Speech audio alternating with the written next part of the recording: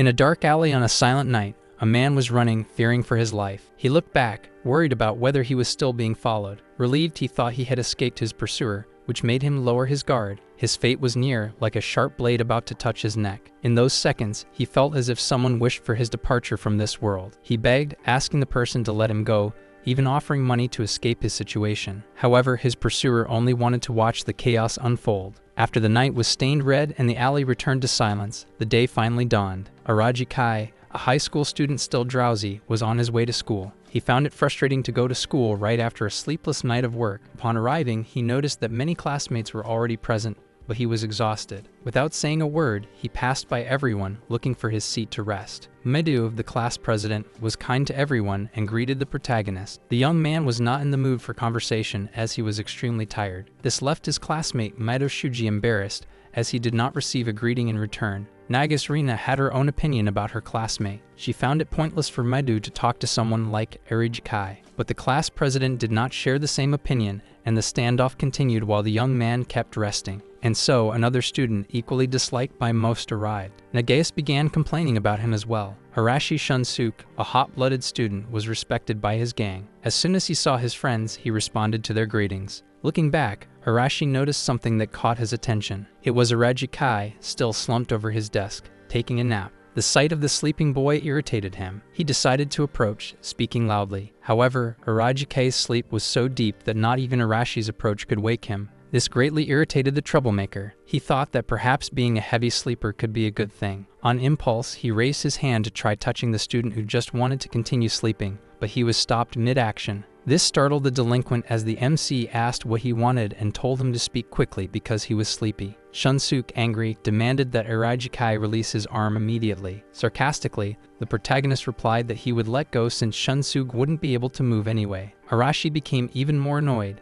thinking the guy was a weirdo. While holding his wrist, he tried to pretend he wasn't hurt. The beautiful student Kanzaki Rin asked her classmate to stay quiet. She was not only beautiful but also talented. Arashi was furious because he hadn't even spoken to her yet, but he was already being scolded. Another girl stepped in front of him, blocking his path. Arashi just observed her in silence. The girl, Hashimoto Murray, was offended, not just by Arashi, but also by the other classmates. Another student, Narumi Yoshia, trying to maintain peace, asked her to leave Arashi alone. Even so, the young man continued sleeping. Arashi Shunsuk, annoyed that no one would leave him alone, decided to sit in his seat. Suddenly, the classroom fell silent, and everyone took their places. The silver-haired student, being a good example, was already opening her textbook. Meanwhile, the blonde-haired, green-eyed boy was concerned about Murray. Further ahead, the friend of all was chatting with the student in front of him. It was just another normal day in a classroom full of problems while the protagonist continued napping. However, he suddenly felt a strange energy that made him wake up. He didn't get up but noticed that the energy was coming from Medu. He realized that the energy was moving from the feet upward. Suddenly, he noticed that it was a symbol. It emitted an intense light, and everyone started to notice the glow that seemed to envelop the entire room. Within moments, everyone was terrified, not knowing what was happening, as the pentagram on the floor covered the entire class. Medu Shuji, also sensing the strange energy, thought there was no time to think. They needed to evacuate quickly. However, the protagonist, still in his seat, knew there wouldn't be time for that. Soon, the light intensified, seemingly transporting everyone to another dimension. When the light finally dissipated, everyone found themselves lying on the ground. However, Araki was not among them. Being agile and clever, he wasn't as affected as the others. He realized they were in a stone building with several large columns for shelter. There was only one exit. Looking at the pentagram, he found it hard to believe, but it seemed that everyone had been swallowed by a white light. Little by little, the other students began to regain consciousness, realizing they were in a completely different place. Dazed, they had no idea how they had ended up there after passing through the white light. Medu Shuji, acting as a good leader, admitted he didn't know what was happening but urged everyone to remain calm. Araki, observing from a distance, saw that Medu was a good leader and could keep the whole group composed. But as always, there was a catch. Harashi Shunsuk didn't want to waste time. He thought that, one way or another, they had to get out of there. He called 2 more classmates to scout the area. The protagonist agreed, saying the idea wasn't bad. However, he asked them to wait. His classmate didn't understand and turned around to see what it was about. That was when Araki warned that he could hear footsteps coming from the other side of the door. Upon hearing this, Arashi Shunsuk stopped to listen carefully. Araki realized that 2 people were approaching. a man and a woman appeared as the large door opened. It wasn't clear whether they would be able to understand what the students were about to say. The woman seemed young and friendly, smiling as she asked if everyone had calmed down. The surprised students thought the two looked like a medieval knight accompanied by a princess. Araki noticed that the man had the appearance of a swordsman and remained constantly on guard. The woman, although she had a muscular build, appeared normal, nothing extraordinary. She then introduced herself as Leonora, the Archbishop of the Sacred Nation of Digorist. Young Araki seemed unable to hold back. Pointing at the two, he said he had never heard of that country and that everything felt like a joke. Even in the face of such insolence, the Archbishop remained calm and said that it was no joke.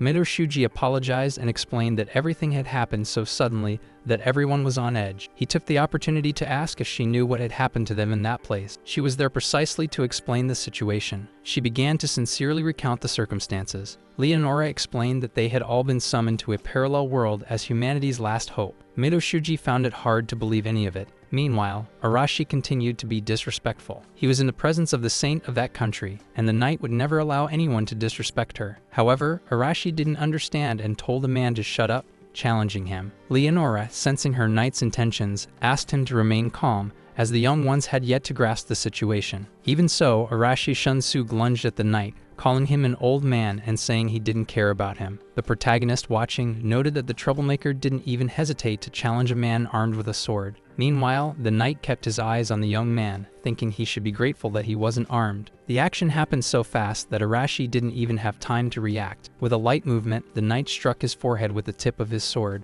It wasn't anything severe or deep, but after that action, everyone was shocked, as it was now clear that things were serious. The Archbishop once again asked Gaius to put away his sword, saying that it was enough. She apologized for the knight's actions, explained that it was not his intention. She tried to explain about that world and the reason they were there. However, before continuing, she asked everyone to remain silent. When she did so, her gaze changed as if she intended to command their attention completely. Leonora explained that, due to the invasion of the Demon King, they were facing extinction. Her country, the Sacred Nation of Digorist, continued to resist. However, they did not have enough power to stop the threat. The protagonist thought that stories about a demon king were quite common, repeated through many generations. She went on to say that humanity's only hope lay in this final opportunity and that everyone present was a candidate to become heroes. Curious, Maidu asked if she was saying they were supposed to defeat the demon king. Narumi, skeptical, found that impossible, especially since none of them had any combat experience. When the subject of fighting came up,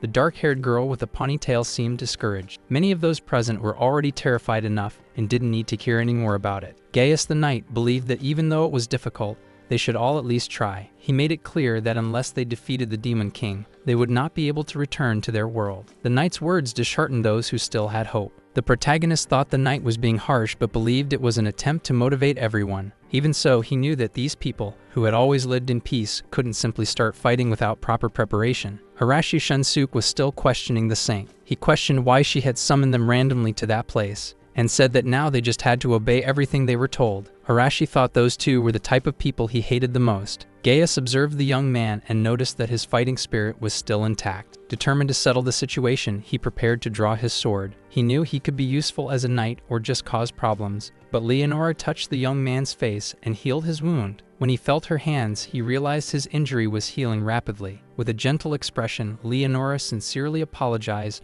and tried to ease the tension in the room. Rina, though she observed everything, couldn't believe what was happening. Leonora explained that the power she used was known as the system. Trying to clarify, she said that this system could also be called magic. That was when the protagonist realized that Leonora was familiar with their culture. She made it clear that this power was the reason she had summoned them. Leonora approached Maidu and placed her hands on his forehead. When she did, an intense light was emitted, startling everyone around. The light emanating from Leonora's hands enveloped Midu's body. After the touch, he was able to produce a sword made of the same light, which could be used like a normal weapon. The saint seemed proud of her achievement, explaining that they now possessed the power of the system. She said that although she had summoned them suddenly, there was no longer a possibility of returning. Leonora's request could be considered selfish, but she still wished for the young ones to lend their abilities. Midu stated that no matter how much power she gave them, without proper training, they wouldn't be able to do anything. After hearing this, Leonora agreed that to be useful, they would need training, so the country would take care of them. As class president, Manu was already used to making tough decisions. Taking responsibility, he said that everyone should listen to him. He knew they were afraid, but survival had to be the priority. Besides, he believed that the divine protection given to them would be useful in dangerous situations. Everyone trusted their leader, and since he had spoken, they were willing to agree. Noticing Midu's leadership skills, Leonora thanked him and assured that she would grant divine protection to all. For some, divine protection would be something like telekinesis, while others could control fire. Among them, there were those who could create massive explosions, summon whirlwinds, or even master other elements. Feeling exhausted, Leonora asked if she had granted divine protection to everyone. Stepping out from behind a pillar where he had been the whole time, the protagonist raised his hand and said he was still missing. She apologized, admitting she hadn't noticed his presence, and lightly touched his shoulder. When that happened, he realized his field of vision was changing, as was the color of his eyes. Looking in Leonora's direction, a status window appeared, displaying her name, age, gender, and other related information. That was when he was informed that his divine protection was judgment, something that seemed off. Intrigued by the name of his power, the protagonist asked about judgment. Leonora explained that this ability allowed him to see details of a target, functioning as a precise form of analysis. Looking at his own hand, the protagonist began to understand what she meant. He was able to analyze his own data and realized it was like a status screen in a game,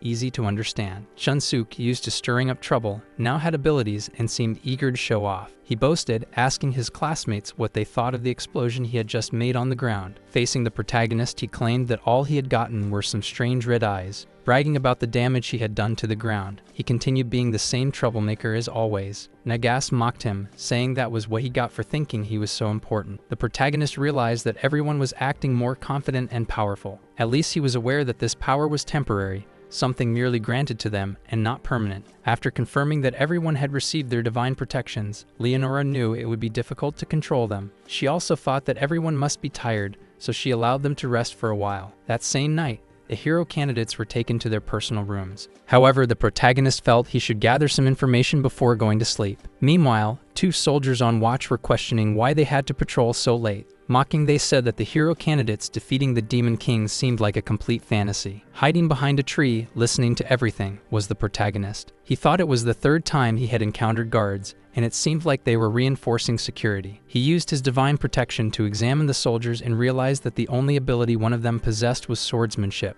The protagonist reflected on the fact that although everyone in that place could receive the system, or whatever name they chose to give this power, it seemed that not everyone actually did. Additionally, most of the geography surrounding the castle resembled a typical fortified city. As for the castle and its interior, he was quite curious, but it was heavily guarded and built with strong defenses. So he decided to wait until dawn. He noticed that the girls had also found an open space to practice. However, one of them felt that something was off. Nages, joining them, said she couldn't sleep either. Now the three of them were beginning to familiarize themselves with the powers they had received. The protagonist observed the type of divine protection each of them possessed. That was when a strange sensation covered his entire body. One of the girls heard a weird noise and asked if the others had noticed it. All of them became frightened. Before them appeared a gigantic monster. Terrified, they had no idea what to do. From a distance, the protagonist thought he had never seen a creature like that before. It resembled a lizard. He activated judgment to analyze it. He observed that the monster species was extremely aggressive, and its stats were far superior to Nages's. The monster suddenly released a gust of wind toward the girls, making them start running. The massive creature chased after them, and the protagonist noticed that it attacked without hesitation. Moreover, it moved quickly on all fours, but only in a straight line. It didn't seem intelligent, and its skin appeared tough, making the protagonist doubt whether a blade would be effective. Even so, he decided to take a chance and launched a blade toward the massive lizard. Apparently, he hit the target, but the attack didn't cause much damage. The protagonist realized that the blades had been effective, but the cuts were shallow. Meanwhile, the three girls kept running from the monster, unaware that the protagonist was nearby. One of them tripped on a rock and fell. It was Nages, the girl with long pink hair. The others were worried, not knowing what to do, as the monster closed in on their fallen friend. She sat on her legs, still feeling the pain from the impact. Remembering what caused her fall, she looked back. She saw the monster approaching. She froze as the creature raised its claw. In shock, her first reaction was to cover her face with her hands and close her eyes. After a moment, she slowly opened one eye to see what had happened. The monster had been stopped by a blade. Still on the ground, Nages was in shock as her friends called out to her,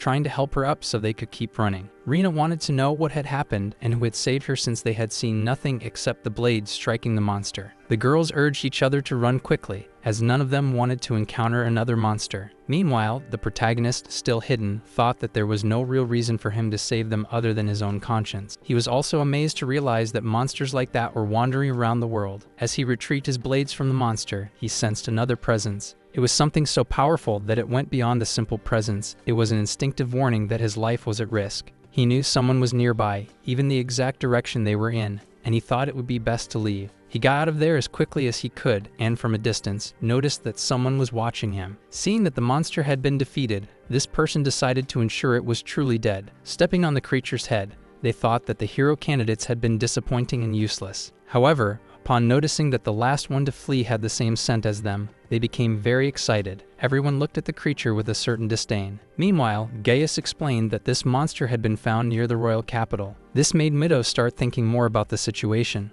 Arashi also didn't like seeing that giant creature, as it was only then that he fully realized what awaited them. The girls were equally terrified at the sight of the exposed monster. The knight warned that the Demon King was dragging the monsters into despair, making them crave human flesh. The scientist confirmed traces of spells, likely cast by a mid-level demon. Once again, the protagonist was listening and observing everything from behind a pillar. He found it interesting that they were using the terms spells and magic levels as they had before. Mido was so concerned that he wanted to learn more about the monster that had been controlled by a demon. The blonde-haired young man with glasses said that strong demons could control weaker ones. He explained that the term monster referred to a creature transformed by mana. The young man was still in the middle of his explanations when he was dragged away. For the protagonist, the biggest problem was the fact that the creature had been controlled by someone. He recalled when he looked at the monster and noticed that it was being manipulated. The true identity of those eyes he had sensed back then was actually that of a demon. He thought that this demon must be highly skilled, as he could barely detect its presence. He considered the possibility that the demon was watching everything at that moment,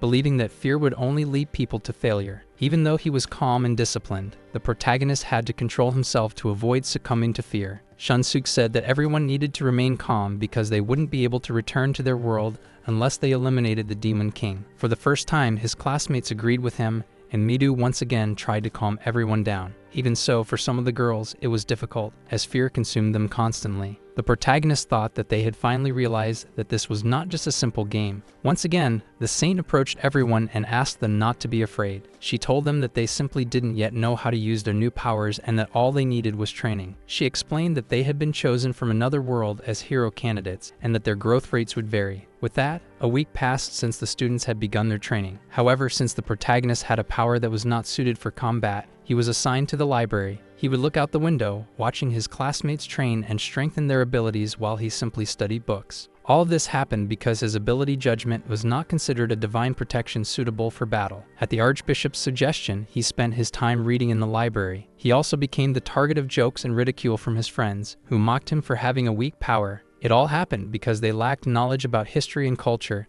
and there seemed to be no information about demons in the library. And so time passed. His classmates continued training while he observed from the sidelines. He noticed that, just as Leonora had mentioned, the students were growing at an astonishing rate. In his opinion, the 5 strongest were Narumi, Arashi, Kanzaki, Hashimoto, and finally, Nagase. Nagase was experiencing a clearly extraordinary growth rate. However, there was another person. That was the class leader and the class favorite, Mido. He was becoming highly skilled in swordsmanship. Training with the soldiers, he was getting faster and more experienced. However, he always maintained a peaceful and calm demeanor, always expressing gratitude for the guidance he received. The protagonist, looking at the status window, noticed a significant change in Mido. Among the many details in his profile, he had an impressive ranking in attack, defense, agility, endurance, and mana. It was a rapid progression, even for a genius. His thoughts were interrupted by the arrival of Arashi and the others. They disturbed the protagonist, who was standing in a corner observing, and took the opportunity to make their usual jokes. He no longer cared, as those guys were always the same.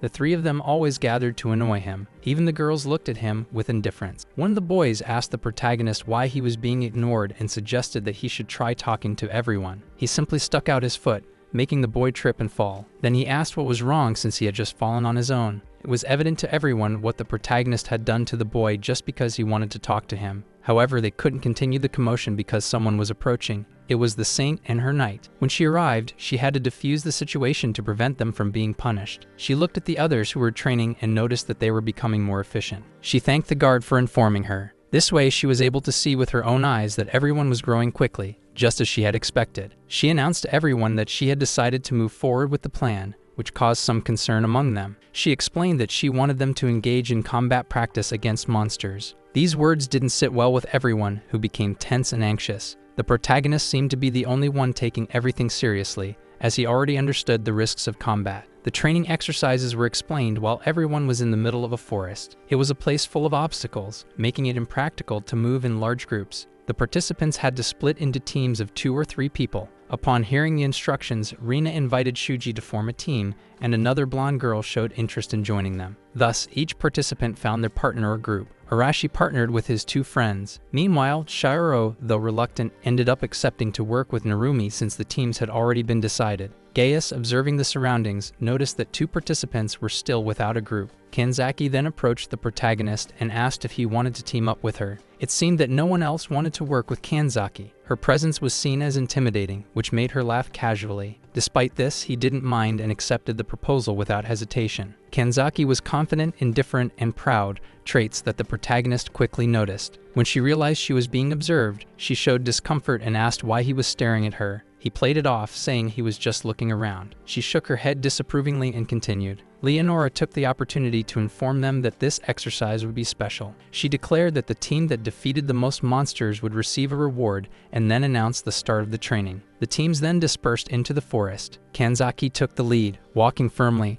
while the protagonist moved more slowly, analyzing the terrain around them. At one point, she stated that he could leave all the protection to her, considering herself superior. He agreed without question and declared that he would fully trust her. Kanzaki, looking to provoke a reaction, commented that he seemed to lack any sense of pride. However, he remained focused, interested in observing how she would handle combat situations. A short while later, he sensed the presence of 4 creatures nearby, suggesting that they were already surrounded. They were small, rough-looking monsters wielding wooden sticks as weapons. When the girl saw them, she hesitated, questioning whether these were really the opponents mentioned. The small creatures, displaying unexpected agility, quickly advanced to attack them. Kanzaki immediately used her power, commanding one of the monsters to kneel before her. Unable to resist, the creature obeyed. The protagonist noted that her power was one of domination, which was evident by how easily she controlled the monster. As he observed the skilled way Kanzaki handled the situation, Shinju noticed that she hadn't realized other monsters were approaching. He warned her that more enemies seemed to be nearby. Now aware, Kanzaki ordered the monster already under her control to drop its weapon. Although she exuded authority and power, Kanzaki seemed exhausted, which piqued the protagonist's curiosity. He silently questioned what could be happening to her while staying alert to what was coming next. She explained that she ended up like that whenever she used her divine protection for an extended period. The protagonist understood that such an action consumed a large amount of her mana and suggested that she eliminate the creature quickly. Immediately, she questioned the order, noting that the monster had a slightly humanoid appearance. However, he, being used to similar situations, considered it a trivial concern. He made it clear to his partner that those beings were enemies and that there was no reason to let them go. She understood the gravity of the situation, knowing that if she let them go, they would return later to attack them again. The young fighters realized that despite Kanzaki's powers, she was still a naive student accustomed to living in a peaceful world. Even so, the protagonist wanted to confirm whether she would be able to make the right decision in the face of danger. As she hesitated, more similar monsters began appearing in the area. She was still controlling the first one when she was warned that the others had already arrived. Kanzaki stated that she had already noticed their presence and ordered them to kneel as well. They all obeyed immediately. The protagonist asked what she intended to do next, but she told him to be quiet and help her. However, he reminded her that she had previously refused any help from him. Frustrated upon realizing that he was right, she understood that there was only one choice left for her to make. Kanzaki took a deep breath, gathering the courage she needed for her next command. Then she ordered the monsters to twist their own necks. With no alternative, they obeyed. The monsters eliminated themselves while the protagonist watched in silence. He realized that she was capable of carrying out lethal commands, but it all seemed too much for her.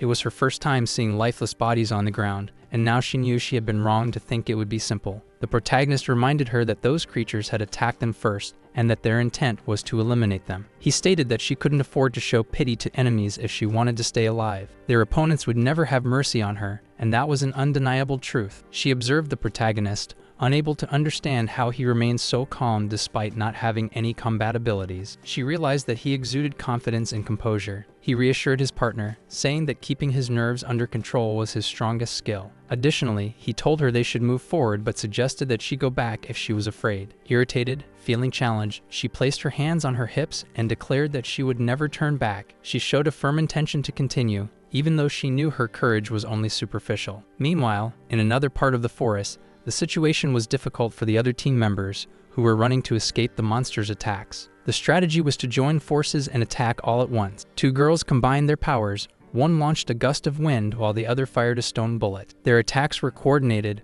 but the monster they were facing was much larger. They weren't as lucky as the protagonist and his partner. Terrified by the size of their enemy and unsure how to react, the trio faced a dangerous situation. The protagonist's partner believed that they had to do everything possible to return to their world. She missed her grandfather and wanted to show him that she had matured, hoping to make him happy. Kanzaki's teammate questioned whether they should keep going, as there was a risk of getting lost. She didn't care. She believed she understood the situation and was just underestimating the forest. She looked back, thinking her partner was too arrogant, convinced that all men were like that. She stared at him so much that he felt uncomfortable and asked why she was looking at him. However, before she could answer, they heard a terrifying scream and quickly realized it came from their friend. That particular scream was from Hashimoto. The protagonist realized the girl was in trouble. He asked his partner what they should do. Without hesitation, she said they were going to help. He praised her, thinking it was admirable that she cared about others. Despite the compliment, she was upset because she didn't know that others thought of her that way. A little further ahead in the forest, Hashimoto was indeed in serious trouble, now also injured. The blonde young man who was with her had failed to defend her from the monster's attack. She told him to leave. He responded that he couldn't just abandon her. The enormous monster raised its claws to strike the boy,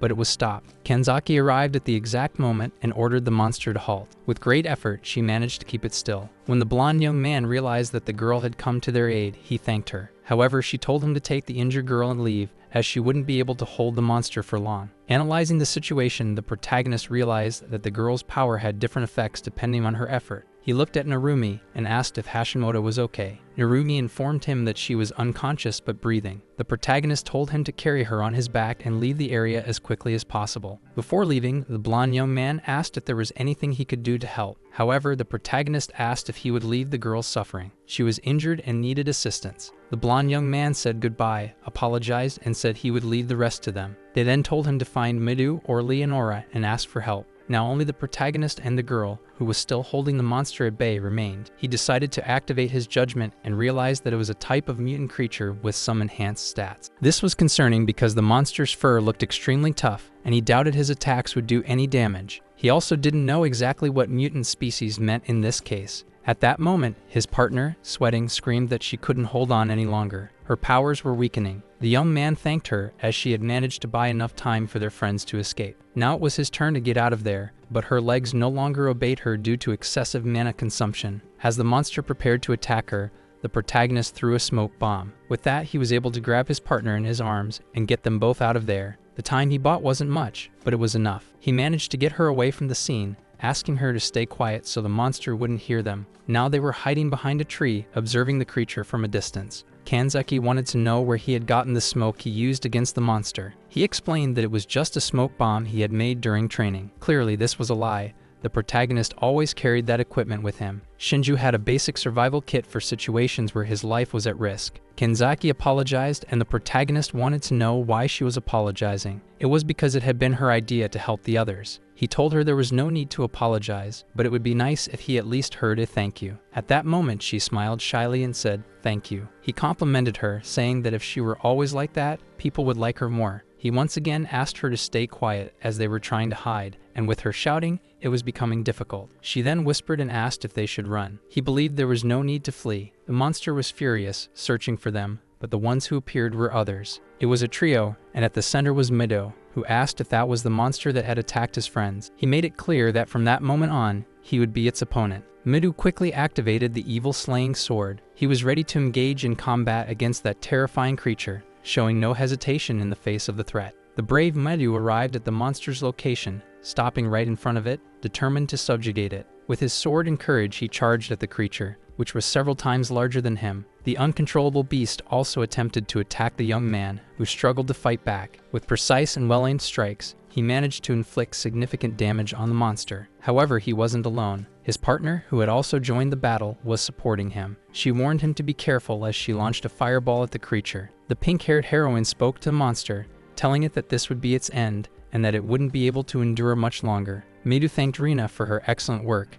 as she had successfully cast her flame power on the monster. Still under the effects of the fire attack, the monster, despite being weakened, remained enraged and furious. Rina noticed that the creature didn't seem to be going down so easily, which made her panic. Her battle partner told her to stay calm because her attack had been highly effective. He explained that the monster was now moving more slowly than before. He asked her to stay composed so that together they could defeat the creature. Once again, the young swordsman attacked the beast while receiving support from the two girls. The demon behind it all believed it was only a matter of time before he reaped the rewards of his actions. As a veteran demon and executioner, he awaited his chance, certain that the bear trap could do nothing more against those young fighters. Observing the hero candidate Maidao, the demon noted that he had grown a lot during the battle and was demonstrating great composure. He kept thinking to himself that this was just supposed to be an escort mission, but now he would change his plans. With his blade in hand, he watched the young Meadow, considering that it was time to end things once and for all. From a distance, he saw the three young warriors defeat the monster under his control.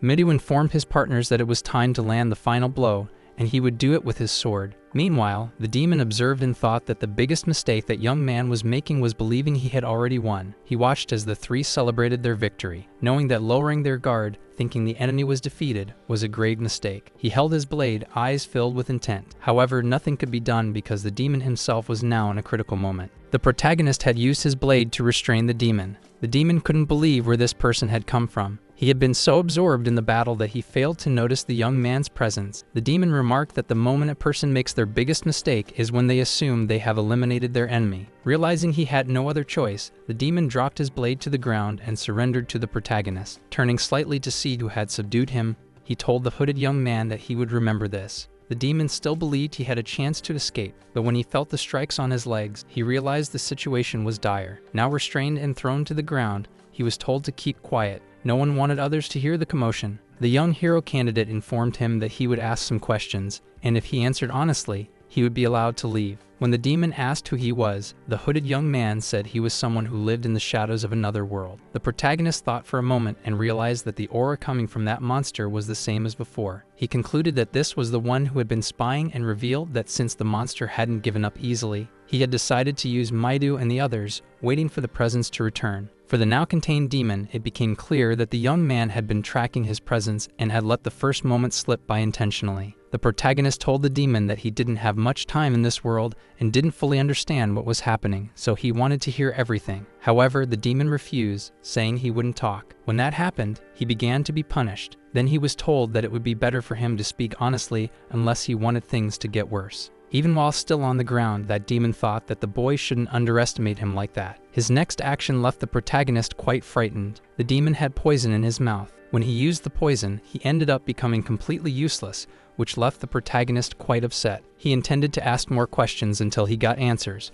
but the demon had already planned everything from the beginning. That was when the protagonist realized that the Demon King's army was composed of Meanwhile, their classmates watched in awe, their mouths open as they saw Hano Shiori performing her healing. They hoped that everything would go well and that their friend would return to full health. The girl who was healing said it would take an hour. This calmed the blonde-haired hero candidate, who was worried about them. Everyone was talking about how strong and brave Midu had been. He said he could count on Rina and the others. From a distance, leaning against a tree, the protagonist watched the scene and how everything unfolded. When he noticed that Kanzaki was watching him, he asked her why she was staring so much. She said it was for no reason at all. That was when the saint appeared satisfied, as it seemed that everyone had managed to return. Medu, upon seeing Leonora and her knight, just observed as the blonde-haired hero candidate scolded them both. He was outraged and wanted to know where they had been all this time. However, the knight said they hadn't gone anywhere. His job was to keep watching over all the young ones. Medu was even more upset, realizing that they had seen everything but hadn't helped. The knight made it clear that it wouldn't be good practice to save them every time it was necessary. Medu found Gaius, the knight's attitude, very poor for someone like him. Their friend had been on the brink of death, yet Leonora and her knight did nothing. The knight warned that this was normal. Risking their lives was something they would have to get used to,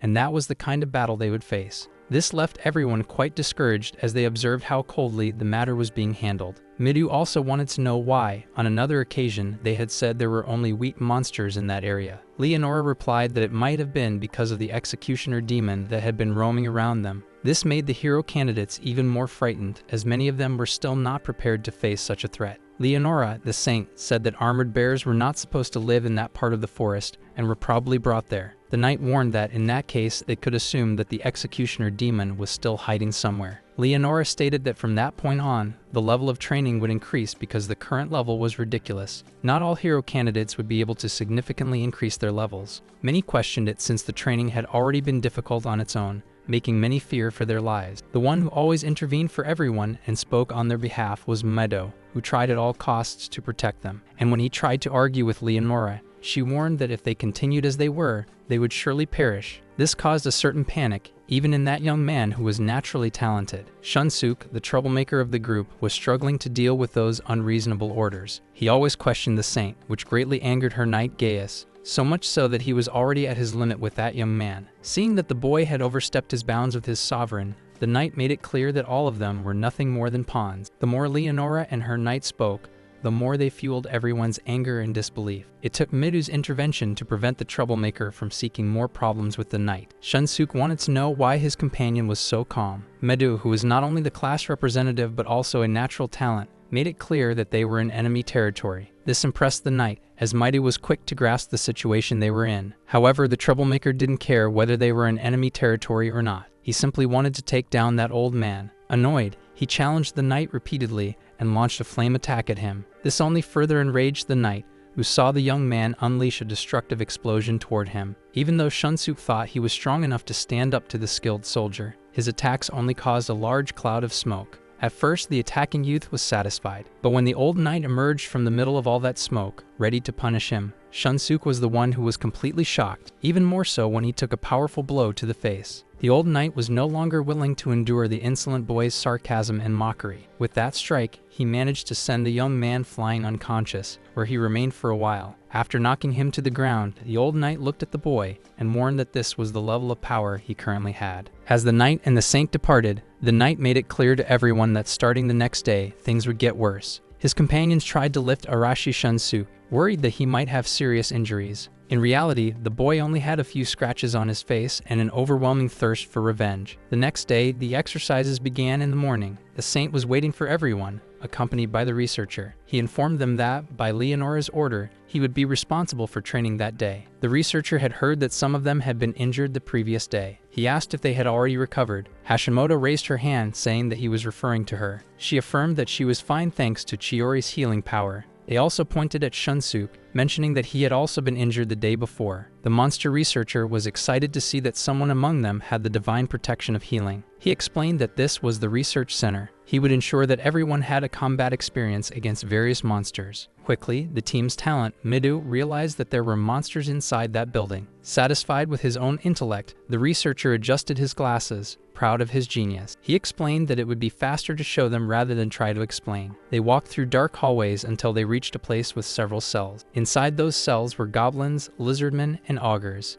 The sight of the monsters made the girls on the team quite uneasy. Someone asked if those were all the monsters that were there. Excited to demonstrate, the researcher explained that these were just some of the monsters she had personally created. Leonora informed them that the laboratory belonged to Steady. She said it was an ideal place to train soldiers. Satisfied with the data he had gathered on monster battles, the researcher continued speaking enthusiastically. However, the hero candidates began to feel uncomfortable with all those beastly creatures around them. That was when the researcher announced that the combat would begin. He temporarily released some monsters for the battles. Meanwhile, the protagonist, leaning against a corner, observed everything from a distance. He noticed that everyone seemed calm, but he realized that would change once they were forced to fight. He also noticed a difference in their attitude, perhaps due to the experience gained the day before. But even so, everything still felt terrifying. Nagase, one of the hero candidates with pink hair, was struggling in her fight against the ogre. After being knocked down, she stood up, trembling. She was visibly frightened in front of the beast. The ogre, on the other hand, increased its dominance and strength. It growled fiercely at the heroine. Worried about his partner, Maidu asked the researcher to control the monster. He believed the ogre was too strong for her. However, the monster researcher disagreed. Leonora, on her part, reaffirmed that the training needed to be rigorous. She said that the young woman had enough strength to handle that monster but was still not using her full potential. With the divine protection she possessed, Leonora believed there was no risk of Negeus losing to a monster of that level. Negeus, now rising from the ground, was visibly frustrated. She generated an enormous amount of flames. She launched them toward the ogre. This demonstrated her willpower and determination not to lose. The researcher continued, saying that the only reason the others thought she wouldn't be able to handle it was because she was afraid. Maidu wasn't sure if that would really make much of a difference. However, the researcher insisted that it would. He also mentioned that they could even gain new powers derived from their divine protection. Hearing the conversation, the protagonist descended the stairs to talk to Maidu. Seeing him coming down, the young talent was startled, especially since the protagonist wasn't one to talk much. Even so, he told the young man that, according to his judgment,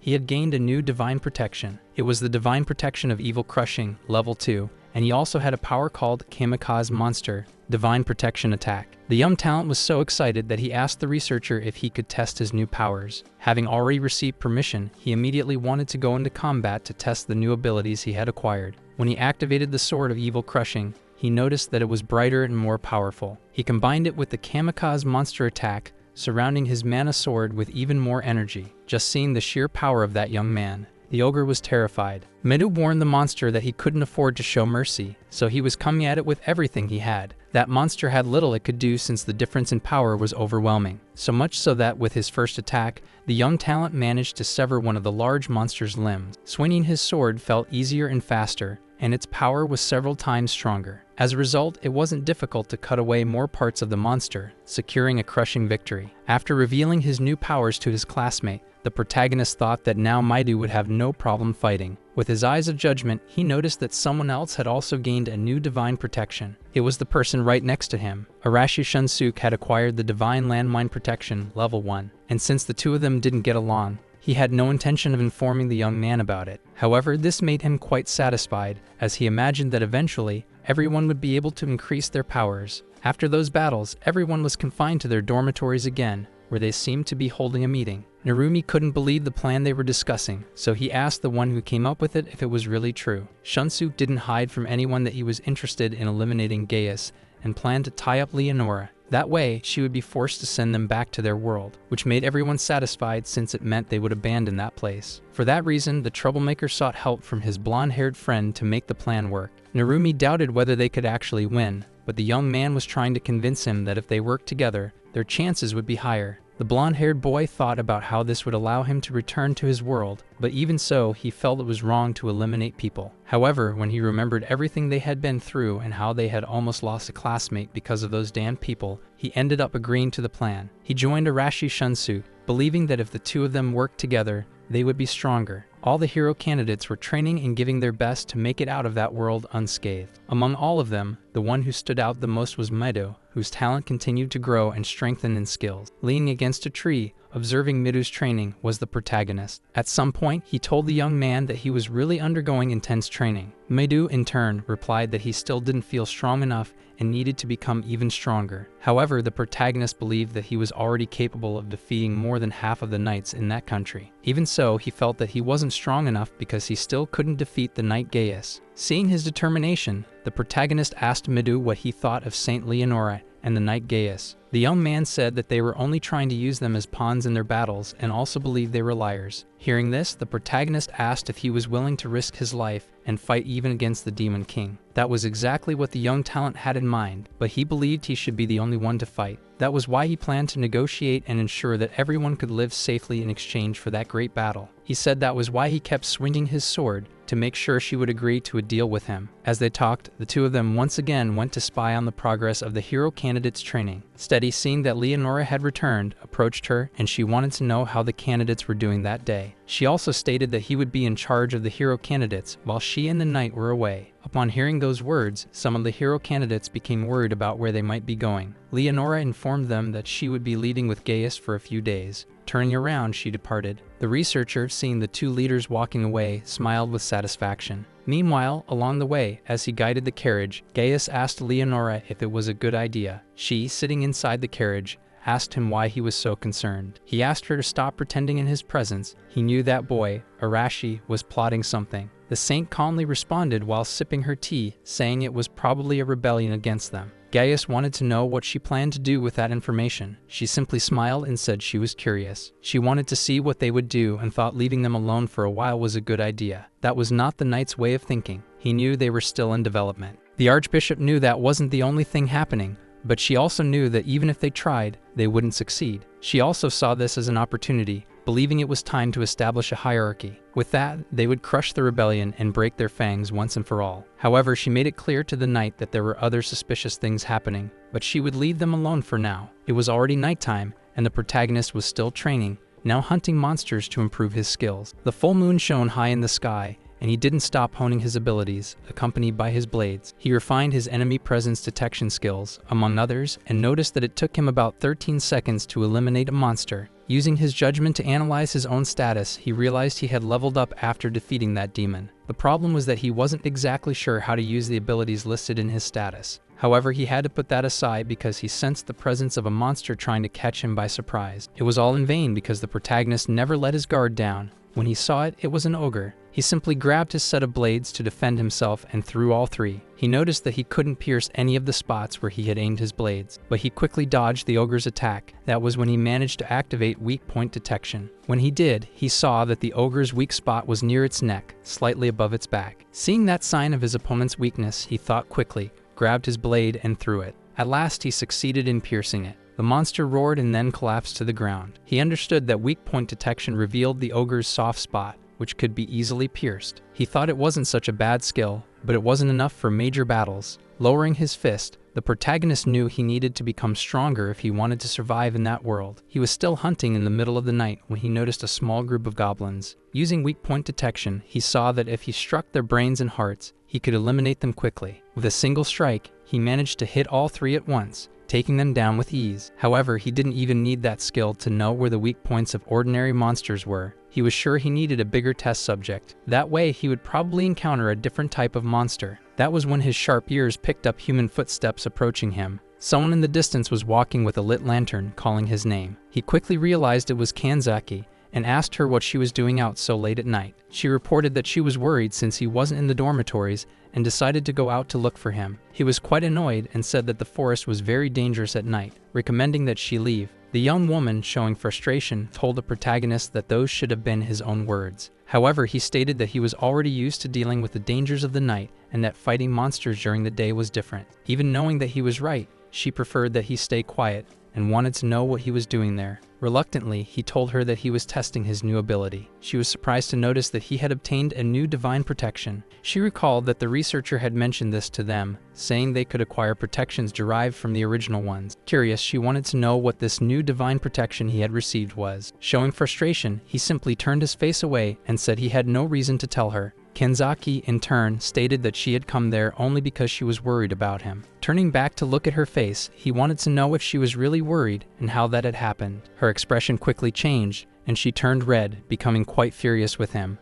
Nevertheless, he insisted that she should return. He was going to continue testing a bit more. She was very stubborn and decided she wasn't going back. She would stay with him in the forest. However, from afar, she saw smoke and asked her companion if he had noticed it too. The two of them confirmed that the smoke was coming from the direction of the dormitory. Meanwhile, the dormitory was under attack by goblins and other monsters that had been kept in the laboratory. They had set everything on fire and were now trying to massacre the hero candidates. They had the advantage, having caught everyone off guard. It was easy to overpower the hero candidates, and the stronger ones were in charge of protecting those who felt inferior. Midu was skillfully protecting those whose divine protection was not suited for combat. Meanwhile, monsters of various species attempted to corner the young aspiring heroes. Midu was quite frustrated because he noticed that they kept advancing even through the fire. Since everyone was exhausted, they had been sleeping. Some took a while to fully wake up, so their powers were weakened. However, they all knew they had no time to complain. They had to take care of themselves and protect the weaker ones. Meanwhile, the flames continued to consume more and more of the dormitory and its surroundings. The pair who had been in the forest quickly returned to help their companions fight the fire and the monsters.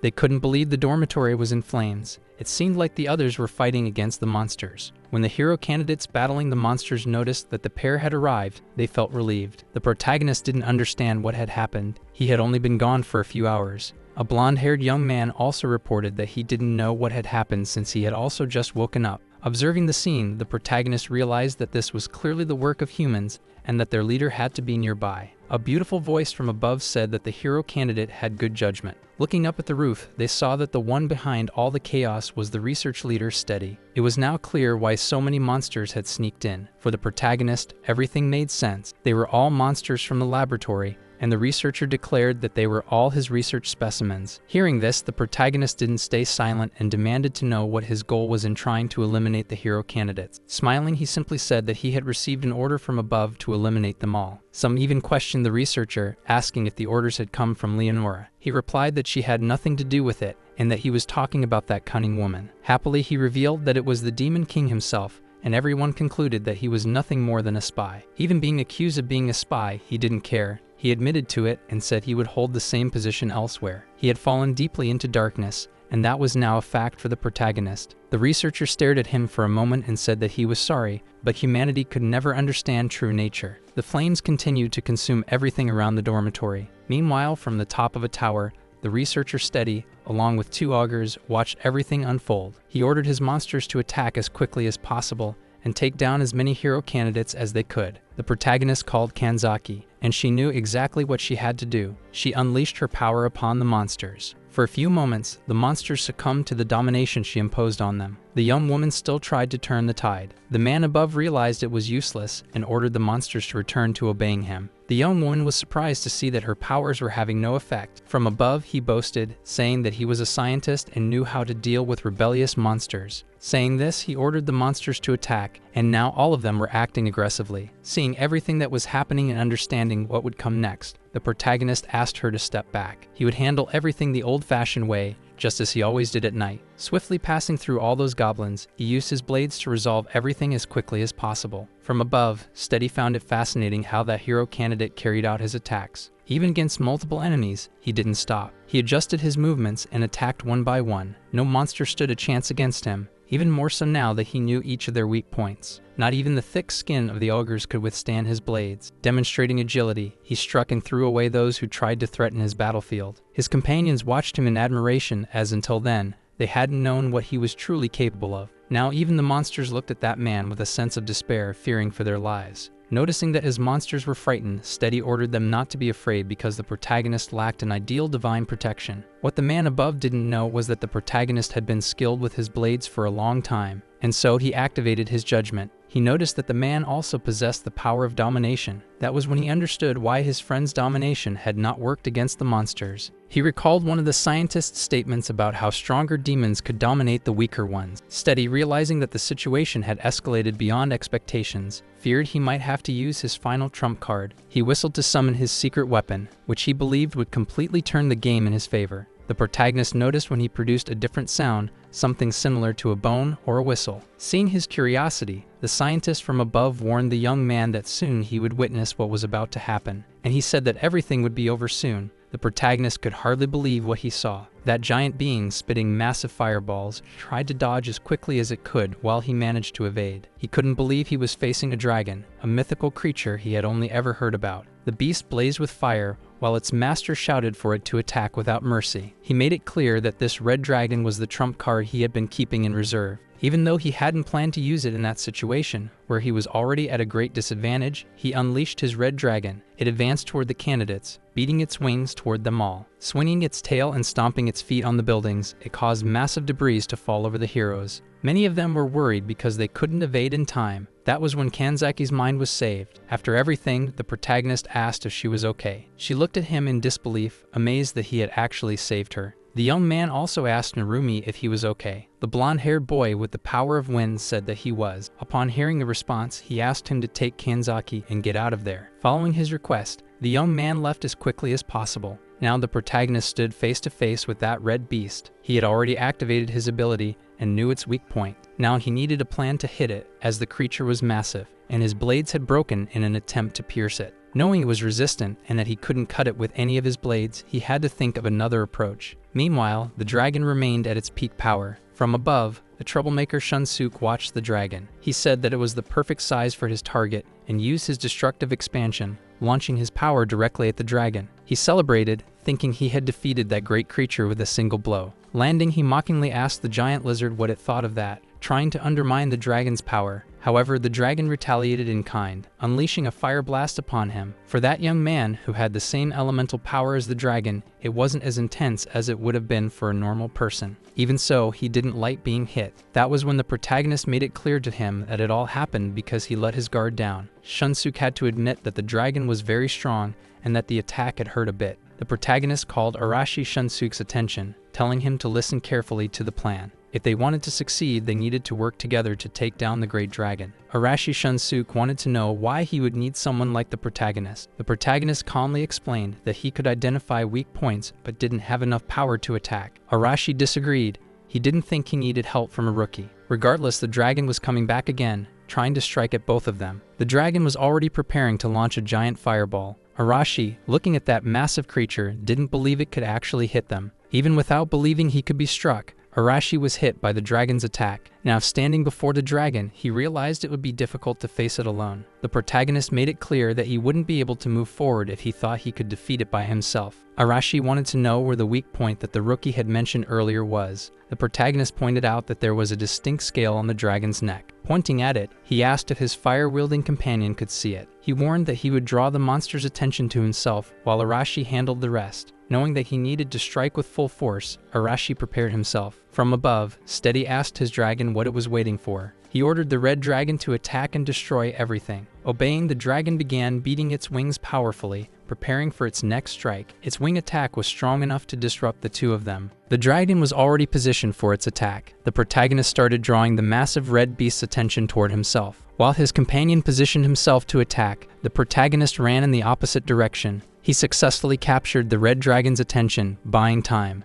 while the dragon remained focused on the protagonist and prepared to attack him. After observing that the dragon was in the perfect position, the protagonist called for Arashi. The hero candidate was already in place and knew exactly what he needed to do. Aiming at the weak point, he warned the bastard lizard that he was going to eliminate it and activated his destructive power. Arashi landed a powerful strike on the red dragon, bringing it down. That reaction left Steady in disbelief that his red dragon had been defeated. After seeing that he had successfully defeated the dragon, the hero candidate was satisfied because for him, it was too easy. The protagonist told him that he was too worn out and should stop making those kinds of remarks. Now turning his gaze upward and addressing Steady, he asked what he planned to do now that he had lost his trump card. From above, Steady responded that he still had plenty of monsters left and began looking around. Yet even so, he found no one because the other hero candidates had already eliminated them. The talented Midu announced that they had already taken care of all the remaining monsters. Steady realized that he was now cornered, and his only option was to escape.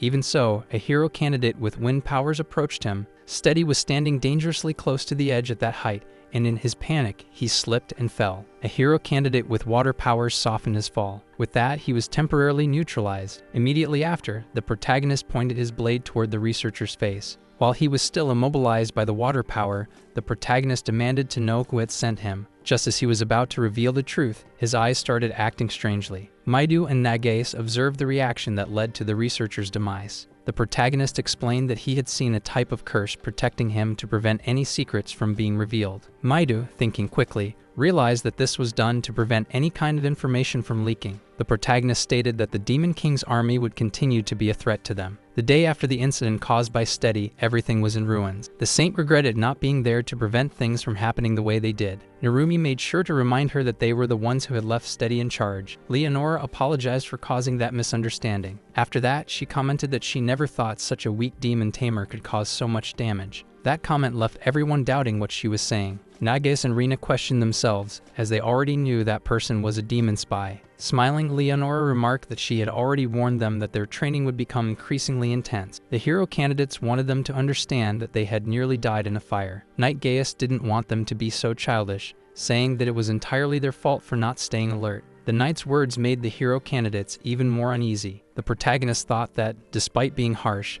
the knight was right. No one had noticed when the monsters were released. Leonora and the knight announced that they would all be visiting the royal capital next. Midu wanted more information about what they would be doing in the capital. It was for a public parade that would be held in the royal capital, focusing on the relationship between the hero candidates. Leonora informed them that they would step onto the stage as the main actors. When night fell, Knight Gaius told the guards that it was enough and that they could rest for a while. As a result, only a few of them remained to patrol around the hero candidates' tents. Arashi estimated that there were about 30 soldiers. He said this while he and the others were gathered around a campfire. Observing the soldiers, they noticed that they weren't all that impressive. Thus, it was clear that Arashi could take any of them down with a single punch. Arashi Shunsuke had a point and wanted to make it clear that this was the perfect opportunity to put the plan into action. One of his friends wanted to know more, and he explained that there were usually many soldiers around, but at that moment, there were only 30. He was sure they could outnumber them and knew that Leonora and Gaius were underestimating the situation. He believed they hadn't considered the possibility of rebellion. Arashi declared that they would die that night and asked them to call Narumi and the rest of the group. Unseen, the protagonist was behind a tent watching everything. He agreed that Arashi was right. There were very few soldiers in the camp. He raised the question of why Leonora and Gaius were so confident that they could handle them alone. Minu turned around when he heard someone calling his name. The protagonist wanted to know if they could have a conversation. Outside the tents, some of them were talking in the forest. It was a group that included Arashi, Narumi, and others. He figured that those who weren't on guard duty at that moment must have been sleeping, and others agreed with that thought. Just as they were about to take action, another group asked Arashi to wait because Nagase and Midu needed to speak with him. For a moment, the two groups just stared at each other. Then Midu stated that he had overheard that they were planning to face Leonora and Gaius. Arashi Shunsuke was surprised and wanted to know who had told them. Midu said that he had simply overheard it while passing by. Nagase wanted to make sure they really thought that way. Arashi Shunsuke was already tired of letting them treat everyone like dogs. Midu understood how they all felt, but he was still trying to think of another way. He stated that he would become a piece on Leonora's chessboard and defeat the Demon King. Arashi seemed to be the only one who saw through Leonora's intentions and knew that she would never listen to anyone. Midu continued defending his perspective, saying that by becoming stronger, he would gain some power to negotiate. Arashi declared that this was out of the question and asked Midu to step aside. He just wanted to return to his own world. That group was determined to stop Arashi if necessary, but hearing that did not please him at all, as the young man was already determined to do whatever he wanted. Frustrated with his colleague's stance, Arashi attacked with a kick, aiming at his face. Midu managed to stop him before the attack landed. Even so, he found the kick incredibly fast and powerful. Arashi Shunsuke couldn't believe that his colleague had blocked his attack. In the middle of the commotion, the guards became alert and asked what they were doing. Arashi simply listened and said nothing. Midu apologized and said that they were just discussing something. The guards ordered them to go to sleep since they would be waking up early. The young man simply listened attentively, as his colleague complained that everything was getting exhausting. Midu observed that Arashi was very frustrated, believing that it made no sense to fight those people. In the holy kingdom of Digorist, in the royal capital, a bustling place, Minuri was excited about the size of the capital. A female hero candidate also thought it was quite crowded that day. Nagase disagreed, saying it wasn't as packed as Tokyo, and her friend agreed. The parade showcasing the hero candidates proceeded down the main avenue. Everyone watched attentively as each candidate passed by. Knight Gaius shouted for everyone to make way for Saint Leonora and the hero candidates. Not everyone liked the presence of those hero candidates. Even so, they all walked forward, fulfilling their role. Most of the capital's population liked and supported the candidates. Maido, besides being talented, was intelligent and charismatic, greeting everyone with friendliness. Shunsuke was no different, even though he didn't always show it. The protagonist thought that everyone had a lot of faith in the candidates and what they could do, and all that energy made him uncomfortable. After the long journey, they were welcomed by a sacred night. They were all given large rooms and soft beds, feeling happy as they were very tired. The girls in their warm baths felt invigorated. Meanwhile, the boys, indulging in a hearty feast, still craved more. The talented Medu team was training to reach their peak excellence. The protagonist merely observed everything from above, waiting for the right moment to gather some information. He noticed that the place was full of guards and thought it was risky to walk around the castle. Positioned by a window, he saw when the knight who had shown them the place earlier appeared. The spy hid behind a tree, moving closer to try and overhear their conversation. He heard the guard ask about the hero candidates, to which the knight replied that they were resting. The guard also wanted to know if it was true that those people had been chosen by the creator. He expressed concern about the Demon King's followers, as they could pose a risk to the candidates. The other guard was also worried since there had been considerable movement from the Demon King's followers. The protagonist observed everything from behind a bush, paying close attention when they mentioned the followers and the guards' concerns. However, the knight didn't think there was any need to worry, believing that the hero candidates would be capable of protecting the capital. He informed the guards that it was time for training. Dissatisfied with the situation, the protagonist decided he would search for more answers in the city. By nightfall, he entered a tavern where many people were drinking and having fun. The protagonist approached the counter and placed a coin down, trying to get the bartender's attention. As he listened to the conversations at the tables, he realized people were talking about the hero candidates. He noticed that the church held a very powerful position in that country, and people seemed to fear it greatly. When he finally got the bartender's attention, he said that he was new to the region and wanted to know more about the Demon King's followers, as he had heard a lot about them but didn't know exactly who they were. The man replied that a war against the Demon King's army was forming in that country. Apparently, the Demon King led terrifying monsters, and it was said that even humans were being seduced by his power. The protagonist asked if he meant that those seduced people were the Demon King's followers. He confirmed, explaining that he understood the followers to be a kind of secret organization. After getting some answers, the protagonist left the tavern and began walking through the city's streets. He had already understood that the hero candidates were in the capital with the goal of stirring up the Demon King's followers. That was when the young Kanzaki appeared in the same place as the protagonist, catching his attention. She wanted answers from him, as she didn't know where he had been and was relieved to have finally found him. The protagonist warned her that they were in unfamiliar territory, and that he needed to gather more information. She said she understood but insisted that it was dangerous to do this alone. For that reason, she offered to accompany him if he needed help. The protagonist, however, stated that he was fine on his own and preferred that she stay quiet with the other students. After some complaints from her, he finally relented, saying that she could help him,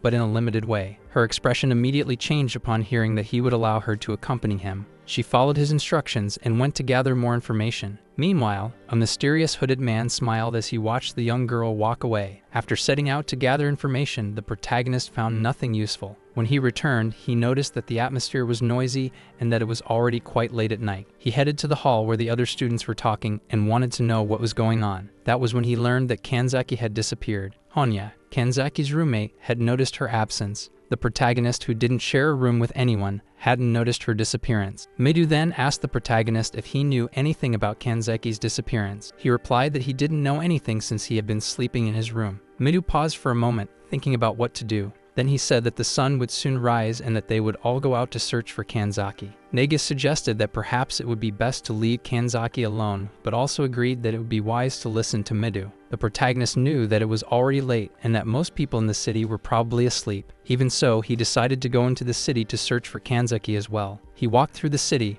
believing that she might be nearby. His suspicions grew when he found Kanzaki's student ID card on the ground. From a distance, someone was watching the protagonist and noticed when he picked something up from the ground. They were specialists sent to eliminate him, and they lunged at him with their blades. The protagonist, however, effortlessly dodged their attacks, and upon facing one of the assailants, he grabbed his arm and swiftly took them down. His experience proved decisive, and even with multiple enemies, they stood no chance. He even mocked them, saying they were inexperienced both as spies and as soldiers. The remaining ones were trembling as they stared at the protagonist. As he turned to observe them, the protagonist noticed through the status window that they were just ordinary humans. The man was so frightened that he couldn't respond to the protagonist's question. The protagonist then made it clear that the man would reveal everything he knew. After some time, the protagonist found himself in a dimly lit place where he saw Kanzaki, who had been captured. Her expression was filled with anger and disdain toward those keeping her imprisoned. The captors merely mocked her, saying she still had plenty of energy left to burn. She, in turn, firmly stated that no matter how many times they asked, she would not reveal anything. The captors wanted information about the hero candidates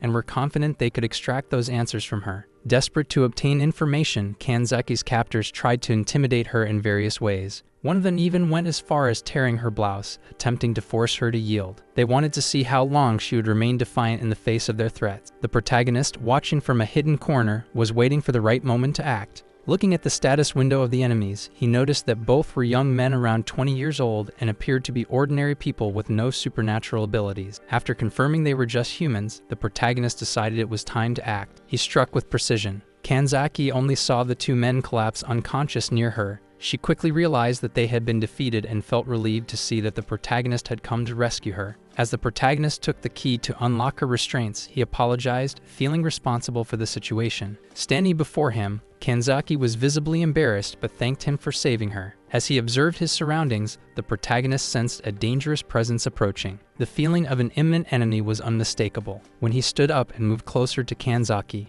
both realized that someone was about to appear. He immediately positioned himself in front of Kanzaki, ready to protect her from any attack. The rapidly approaching enemy attempted an attack, but the protagonist skillfully dodged, carrying Kanzaki in his arms to evade the strike. Impressed by the protagonist's agility, the enemy praised his abilities. The new enemy introduced himself as Reens, the Holy Knight, but soon revealed that he was actually a general of the Demon King's army. Surprised, the protagonist concluded that the capital was full of disguised enemies and that the country was rapidly heading toward a major crisis. Reens the Knight explained that the fall of the kingdom was approaching faster than expected. Both were prepared for battle. Using his judgment vision, the protagonist observed the Knight's status window, which ranked him in Category B. He knew he couldn't underestimate him. With a cold gaze, the Knight was the first to attack. He was in a hurry to finish the fight, but the protagonist managed to dodge the initial strikes. Maintaining his focus, the Knight quickly analyzed the situation and proceeded to his next move. He formed a pentagram and commanded fire magic to strike. Several fireballs shot toward the protagonist. The protagonist realized that the Knight's primary attribute was fire, giving him a significant advantage. Though at a disadvantage, he managed to evade some of the attacks. However, he knew he couldn't remain airborne, just as the Knight had warned. Seeing the protagonist attempt to launch small blades as a defensive measure, the Knight scoffed, declaring it all to be useless.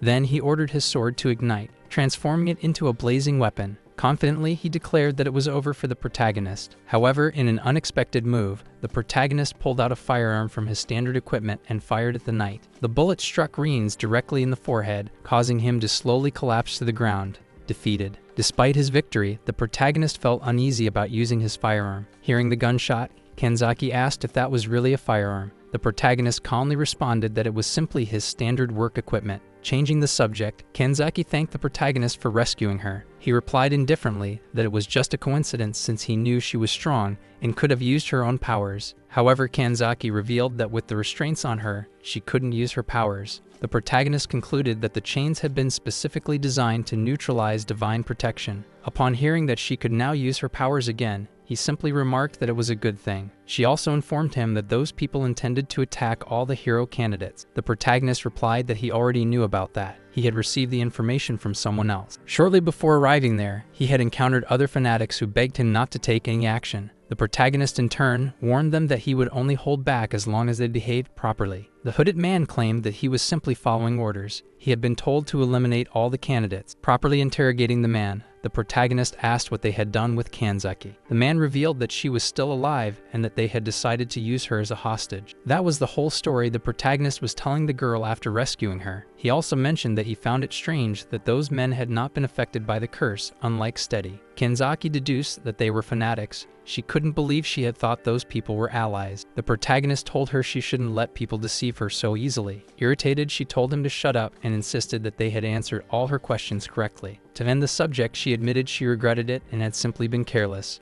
The two of them heard someone calling their names. Turning around, they saw that it was Midu. He had been searching for them and felt relieved when he saw that both were safe. Looking at Kanzaki, he said he was happy that she was safe and that it was good she had been found. Regarding that, the protagonist needed to talk to Midu. Midu grew concerned and asked if something was wrong. The protagonist explained that a group of human fanatics who worshipped the Demon King was fighting against humanity. Midu concluded that the real problem now was distinguishing allies from enemies, which wouldn't be as easy as it was with monsters. The protagonist agreed and said that was why they needed to be twice as careful and remain cautious. Midu thought they should report everything to Leonora and hoped she would strengthen the defenses. Kanzaki knew that if they did, she would likely just tell them to handle it themselves. Midu considered that they should first regroup to make a decision, but everyone was scattered searching for Kanzaki. As he said that, the three of them heard screams. They noticed that the noise wasn't coming from far away. They rushed toward the source of the commotion. However, they were soon surrounded by several of those hooded fanatics. There were many of them, armed with spears and various blades. Midu immediately realized that this was exactly the kind of ambush they had been expecting. The protagonist warned them that the enemies were closing in and told them to get ready. The three hero candidates were completely surrounded. The same situation was unfolding in other locations, with other candidates being ambushed by those fanatics. The enemy was taking advantage of the fact that the hero candidates had split up, making it easier to corner them individually. Shunsuk, seeing the hooded men surrounding his group, could hardly wait to start fighting. Meanwhile, the protagonist analyzed his enemy's status using his judgment power. He observed that there were 6 of them, and although their stats were low, they were still skilled fighters. The battle began when the hooded figures decided to attack. Kanzaki had already been warned and knew exactly what to do. She used her domination power. She managed to paralyze several of them at once while her partner threw some blades at them. The protagonist was skilled and landed every blade precisely where he aimed. Maidu, watching this, was a bit impressed. He wanted to know why the protagonist had done that since they were humans, not demons like before. The protagonist didn't seem to care whether his enemies were humans or monsters. Maidu was surprised by this, but was quickly warned that there was no time to argue since one enemy was still left. The remaining hooded man attempted a surprise attack from behind Maidu. Maidu reacted quickly, managing to block the attack. He demanded to know why they were doing this when they were all humans. The hooded man responded that everything they did was in service of their master. Kanzaki raised her hand toward the fight, trying to restrain the hooded man. The protagonist needed to see how Maidu would handle the situation. With a single strike, Maidu shattered his opponent's sword. The hooded man stared at his broken weapon in shock. Maidu, noticing the enemy's hesitation, assured him that he wouldn't take his life if he simply surrendered. The man became enraged, shouting that Maidu was mocking him, despite being just another cursed hero candidate. Even so, he launched another attack against Maidu. This time, he managed to scratch Maidu's arm, but the fighter didn't react. The hooded man felt satisfied. He had managed to wound Maidu's arm. That was when the young man realized they weren't playing around. If he did nothing, that man would take his life. Maidu, extremely enraged, gave the hooded man no further chances and delivered the fatal blow. He had to eliminate that man, even against his own will. Even lying on the ground, the man still sneered at the hero candidate. The protagonist told his companion that he should put an end to the hooded man's suffering. Maidu hesitated, thinking it was better to just leave him there and move on. His companion didn't see it that way. It was better to ensure that the enemy was truly defeated. Maidu couldn't understand how his classmate could say that, after all, he was human. The protagonist gave his friend a choice. He could eliminate the hooded man and help their classmates. Then he asked what was more important to him, the lives of their enemies or the lives of their classmates. Maidu's expression changed, and after taking a deep breath, he seemed ready to do what was necessary. After that, he declared that he would save all of their classmates. Everything had already been settled where Shunsuk was. However, he noticed that one enemy remained, holding him by the neck. The enemy was smiling. He was a young fighter who feared no enemies and had no mercy for them. Preparing his punch, strengthened by his fire power, he eliminated the opponent in an instant. Watching the enemy fall to the ground, he felt no pity at any moment, and all the others on his team thought he was incredibly brave. Meanwhile, in the other team, the girls were proving that they too had firepower. Just like some of the boys, they also showed no mercy. Rina didn't understand why there were so many enemies there, but she wasn't going to show mercy to anyone. She asked the rest of her team what they were doing since they should also be helping. The girls hesitated because their enemies were humans, which made them uncomfortable. Rina was furious, asking if they preferred to die rather than defend themselves. The two of them were being attacked by the hooded enemies, yet they refused to fight back. Rina, upon seeing a familiar figure, questioned why she was there. Leonora wanted to know if they were really going to accept the lowest possible score. Everything was a complete mess, and some of the girls refused to fight. It was in this chaotic scene that the saint arrived, witnessing the situation and asking if they all wanted a failing score. When the hooded enemies noticed the saint's presence, they became even more furious. They hurled insults at her, as none of them liked her. She assumed that the hooded men knew these were the hero candidates and their subordinates. One of them told her that she couldn't do anything since she didn't even have a knight escort to protect her. The saint knew they were nothing more than fools seduced by the Demon King's power.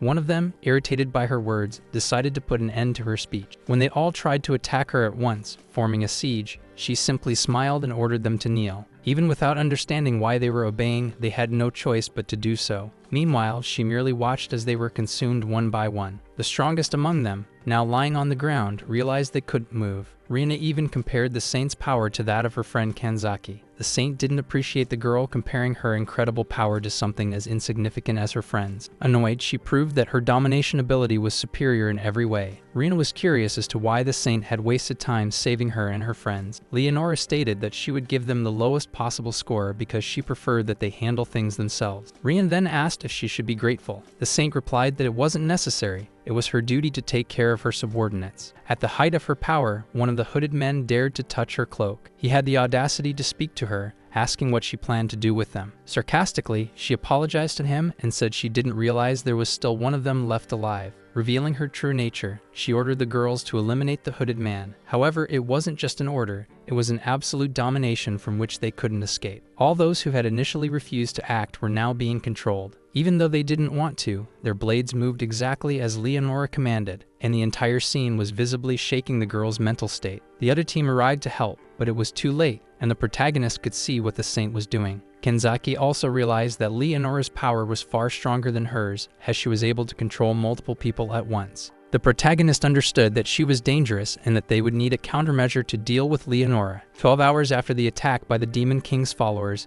Midu had gathered his classmates. The protagonist looked in Rina's direction to see if she was okay. Meanwhile, another classmate also approached her, asking how everyone was doing. Rina, visibly shaken, said that their condition was depressing. Everyone was in deep shock. After hearing her friend's response, Mirai Hashimoto was left speechless. Narumi made it clear that he would not let the saint go unpunished after everything she had done. He recalled that Rina had also been controlled and asked how she was feeling. Rina said she was fine, just a little uneasy, but for the other girls it was much harder. Midu blamed himself for not arriving in time. Two young people whom Midu had saved asked him not to blame himself, as they were very grateful. Kanzaki also regretted not arriving sooner. However, the protagonist knew that it didn't matter. None of them were strong enough to resist Leonora. He thought about how earlier they had to split into two groups after repelling the attacks with Midu. Because of this, both Midu and his group had managed to save some students, but they hadn't been able to arrive in time. He also believed that this would not be the last time they would encounter the Demon King's cult. It might take some time, given that they had defeated the general. After thinking about all these things, the protagonist called his companion Kanzaki. He asked if she could accompany him for a moment. She agreed and began walking to catch up with him. Kanzaki seemed quite uneasy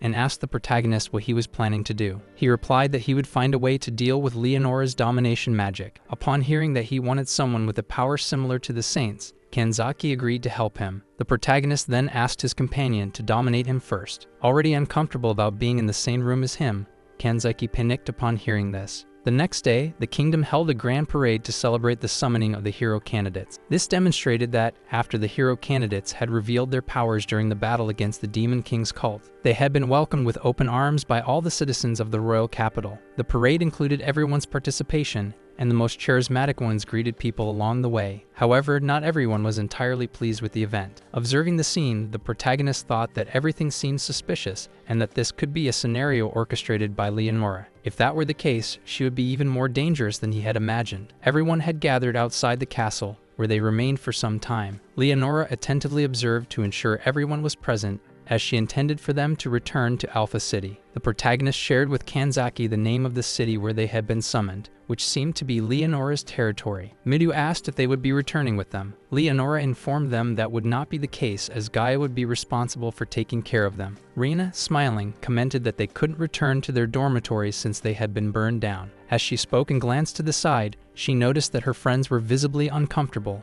Renan called out to Naomi, asking if she was okay. The blonde-haired girl, trembling, apologized and said she was fine. Leonora, observing the young girl, asked if something was bothering her. Realizing that the saint was referring to her, Naomi panicked and stumbled. She noticed that her friend was so agitated that she had lost control of her own body. Concerned, she asked her friend if she was okay. Leonora, watching the scene, stated that if everything was settled, she would be leaving. For a moment, Rina wanted to confront the saint. However, Leonora had already turned her back, preparing to leave. Naomi pleaded with Rina not to do anything, insisting that she was fine. Satisfied with the situation, Leonora walked away. Midu was upset about what had happened. The protagonist also disliked seeing the look of satisfaction on Leonora's face. Arashi Shunsuke, for the first time, managed to restrain his urge to confront Leonora. With everything ready, Gaia announced that they would all depart immediately. After a long journey, night had fallen, and they stopped somewhere to set up camp. Arashi Shunsuke and his allies went into the forest. The protagonist realized that things were progressing.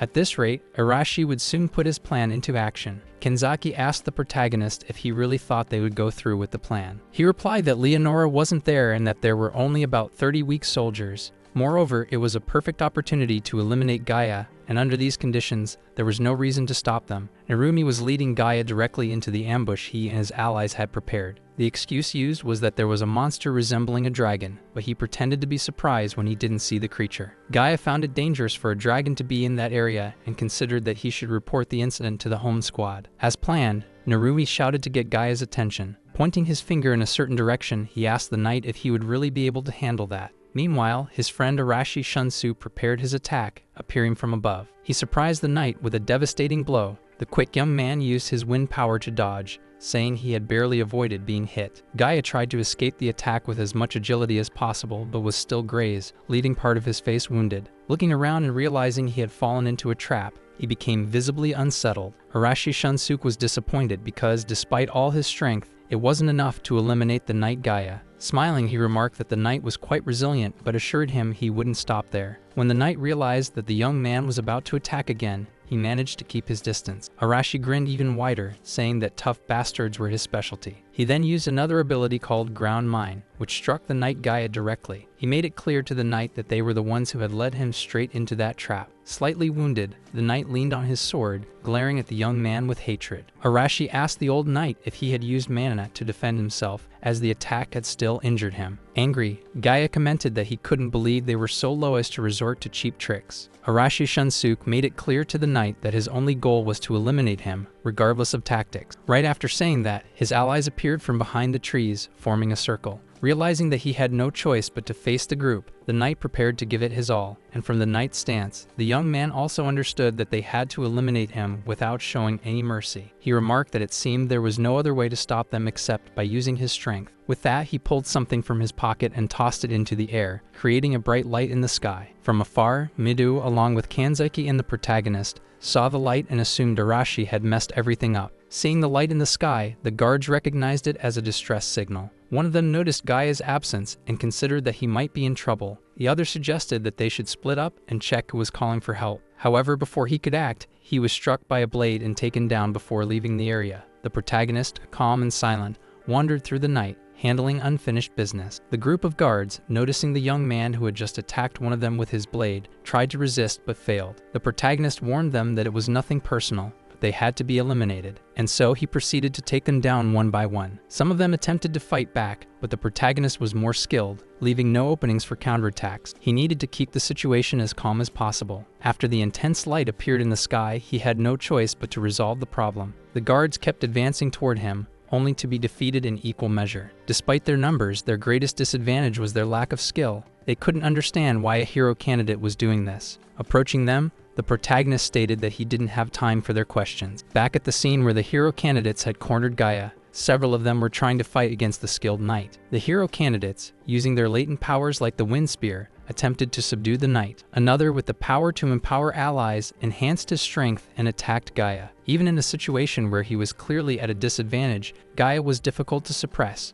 Many other hero candidates tried in vain. They were much slower compared to the skilled knight Gaia. Using their divine protections, reinforced by steel bodies, they charged at him with everything they had. Gaia dodged, cursing all those divine protections. Despite everything, the knight's biggest problem was still Arashi Shunsuke, the strongest hero candidate, and also the most determined to eliminate Gaia. The knight found himself cornered, and after Arashi's attack, he was significantly damaged, along with his sword. Arashi praised the old knight for his persistence. Meanwhile, Narumi commented to his colleague that he thought the light in the sky was a distress signal. Gaia, however, stated that he wouldn't need any of that. That was when Leonora arrived at the scene and asked Gaia if he was truly cornered. Arashi's group was surprised to see the saint return so quickly. In another location, the guards were gagged and tied up. When Maidu saw the scene, he wanted to know from Kanzaki what she was doing. He noticed that she was using her command ability to force one of the knights to tie up the others. Kanzaki claimed that she was just following orders. Midu asked whose orders she was following.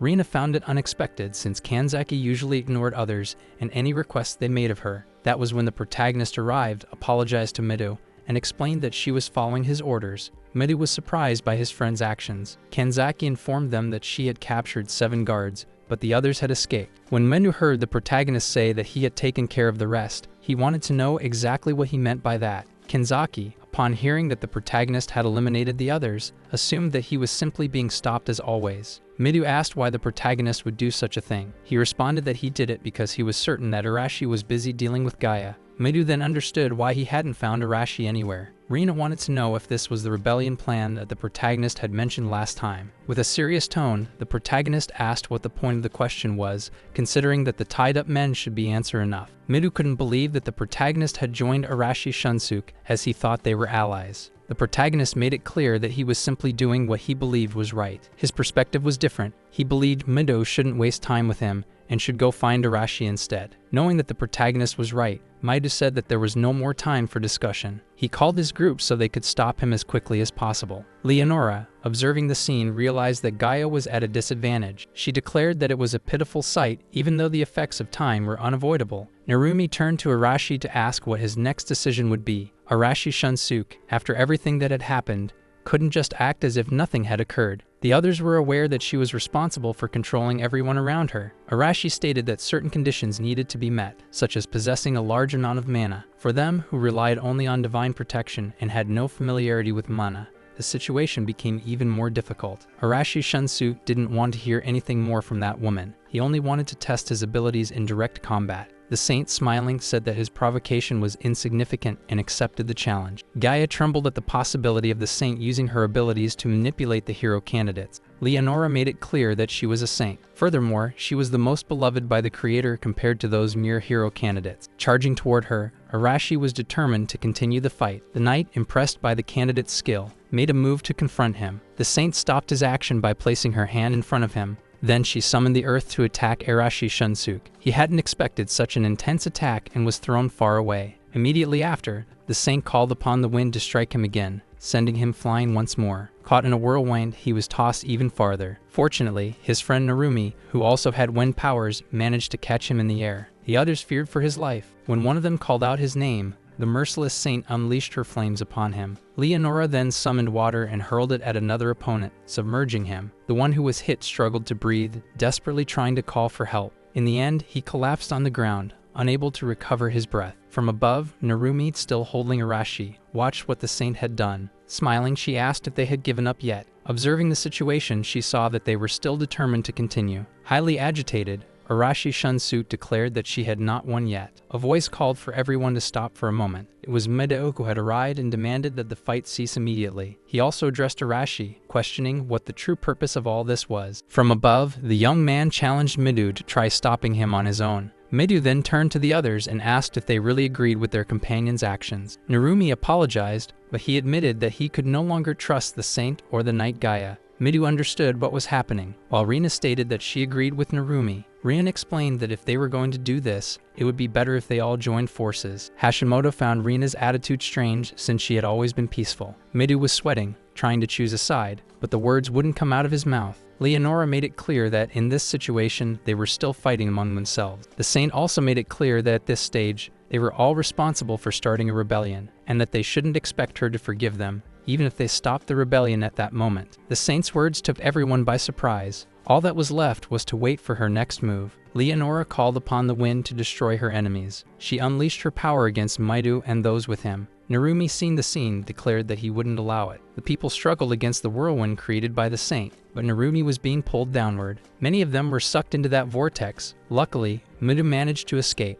After the attack, many lay on the ground, gravely injured. Looking around, Midou noticed that many had suffered wounds. Arashi urged his friend to stay calm and assured him that no one had been fatally wounded. He also told him that if he wanted to save everyone, he needed to make a decision because they would all lose if this continued. Midou realized that there was no other way to protect his friends. He had to fight against the saint and the knight. Rina stated that even she had lost her patience and declared that she would fight as well. Hashimoto, who had always been gentle and peaceful, also had no choice but to join the battle. With everyone deciding which side they would fight on, the battlefield was now divided. Leonora declared that she would demonstrate the difference in power. Kanzaki, who had grown accustomed to hiding behind trees, asked the protagonist what they should do. He replied that once the saint used her magic to enslave everyone, they would join the fight. Until then, they had to trust in the others. With the battlefield divided, Leonora positioned herself in front of the knight Gaia. He mentioned that he might be weakened but requested permission to handle the front lines. Leonora agreed, but before that, she healed his wounds, ensuring he was ready for battle. Raising her hand toward the knight, she restored his vitality. Even the arm he had lost in a previous attack by Arashi was regenerated. Now fully recovered,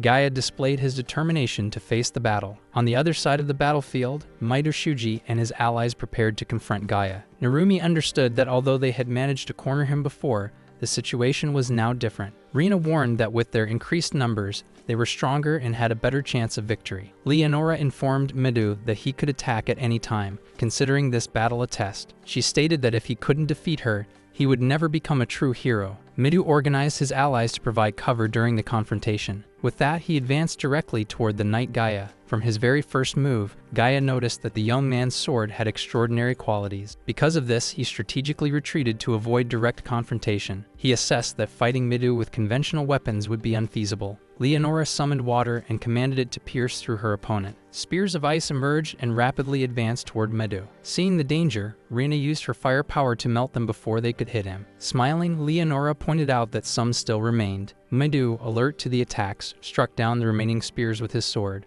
Narumi tried to warn him about the spears still in motion. Hashimoto, using her telekinesis, reinforced that the offensive against their leader had been reckless. Narumi, manipulating the wind, launched a counterattack toward the saint. Hashimoto and Narumi combined their abilities, striking together against Leonora. They watched closely, waiting to see if the attack had any effect. However, Leonora blocked every fragment launched at her, not allowing a single one to touch her. The failure of the attack left Narumi and Hashimoto uneasy. Leonora declared that no magic or divine protection would have any effect against her. The protagonist, hidden behind a tree, analyzed the saint's status and identified the presence of sacred divine protection. Assessing the details, he confirmed that this protection was at the 5th stage. Furthermore, he noticed that her defense was slightly reduced, but still not a major weakness. He reasoned that a direct physical attack could be effective, but Gaia remained in the way. Meanwhile, Arashi launched a furious attack against Gaia, using his explosive kick. Gaia realized that his opponent was already showing signs of fatigue. Arashi emphasized that he wouldn't waste this opportunity. He instructed Midu to let him handle Gaia. Midu understood his friend's intent and prepared to face Leonora. However, if her divine protection continued to be effective against him, the battle would become even more difficult. Amidst the fight, someone threw an ordinary sword to Midu and suggested that he use it. Midu caught the weapon and thanked the ally who had sent it. The saint praised him, stating that he now had a keen eye and was finally entering a state of readiness for battle. Midu told her that he had been well trained for this moment and informed her that he intended to cut her down. His opponent advanced toward him while she began to unleash her radiant attacks. The two exchanged blows without her even moving a single finger. Rina commented to Narumi that since she couldn't use her divine protection, she wouldn't be able to assist Midu. Hashimoto also found it frustrating that he couldn't help either Midu or Arashi. She understood that the frontline numbers would only be a burden if they joined the fight. Meanwhile, Arashi continued to fight fiercely against the knight Gaia. The battle seemed to be flowing in a way that gave both equal opportunities, until something caught Gaia's attention. The young man was standing out. Arashi showed determination to eliminate that knight as soon as possible. However, Gaia displayed great skill and managed to dodge. The young man questioned what was wrong since his opponent's movements were getting slower. Gaia admitted that he could no longer use his divine protection because he was already exhausted.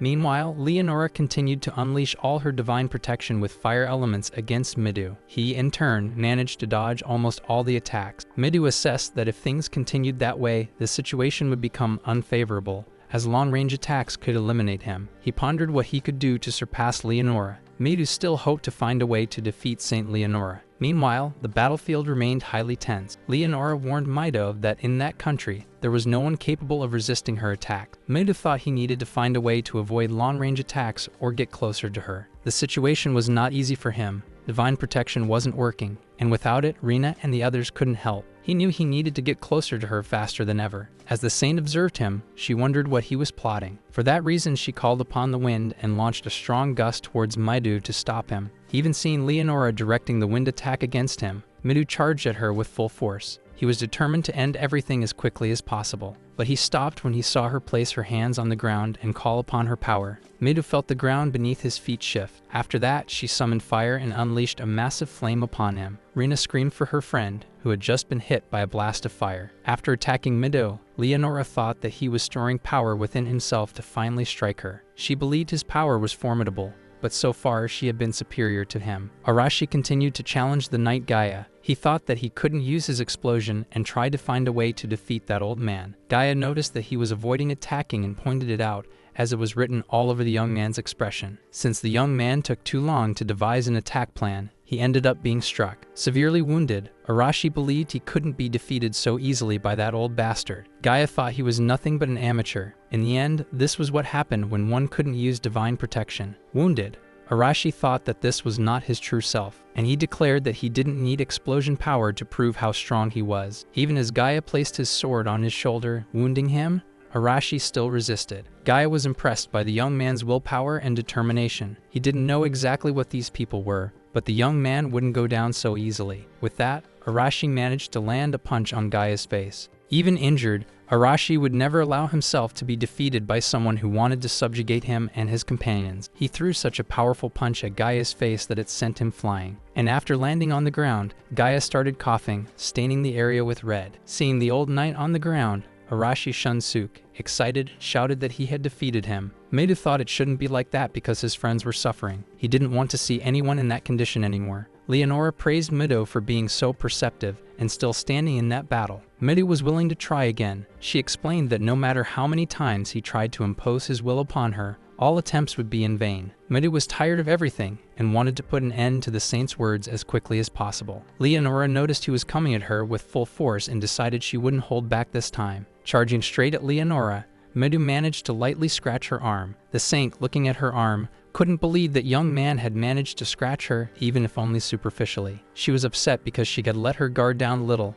and then thought she shouldn't have done that. Closing her eyes, she decided she would eliminate Meidu for daring to wound her arm. Closing her eyes, she unleashed all her ice power against the young Meidu. Even so, he managed to escape just in time. She noticed that he was different. She realized that it wasn't simply because he had let his guard down, but rather a talent he possessed. She understood that since his power was on par with hers, it meant that he was also adored. He, in turn, made it clear that he only wanted power to protect everyone. Meidu gained a new earth-based power and could now fight against the saint. With that, he managed to get very close to her and place his blade against her neck. Even in that situation, she believed it was not enough for him to reach her power. With a single word, she made him fall face first to the ground, unable to move. Leonora, looking at the young ones pressed against the ground, said she had not intended to use such power, but he had given her no choice. It was the moment the protagonist had been waiting for. Seeing that the time had come, he called Kanzaki. While young Meidu was restrained on the ground, Leonora commented that she thought it wouldn't be necessary to use that power. Meidu, still on the ground and unable to move, couldn't believe what was happening. Rina, desperate, called out to him, not knowing how she could help. The saint decided she would dominate them all and subjected them to her power of domination.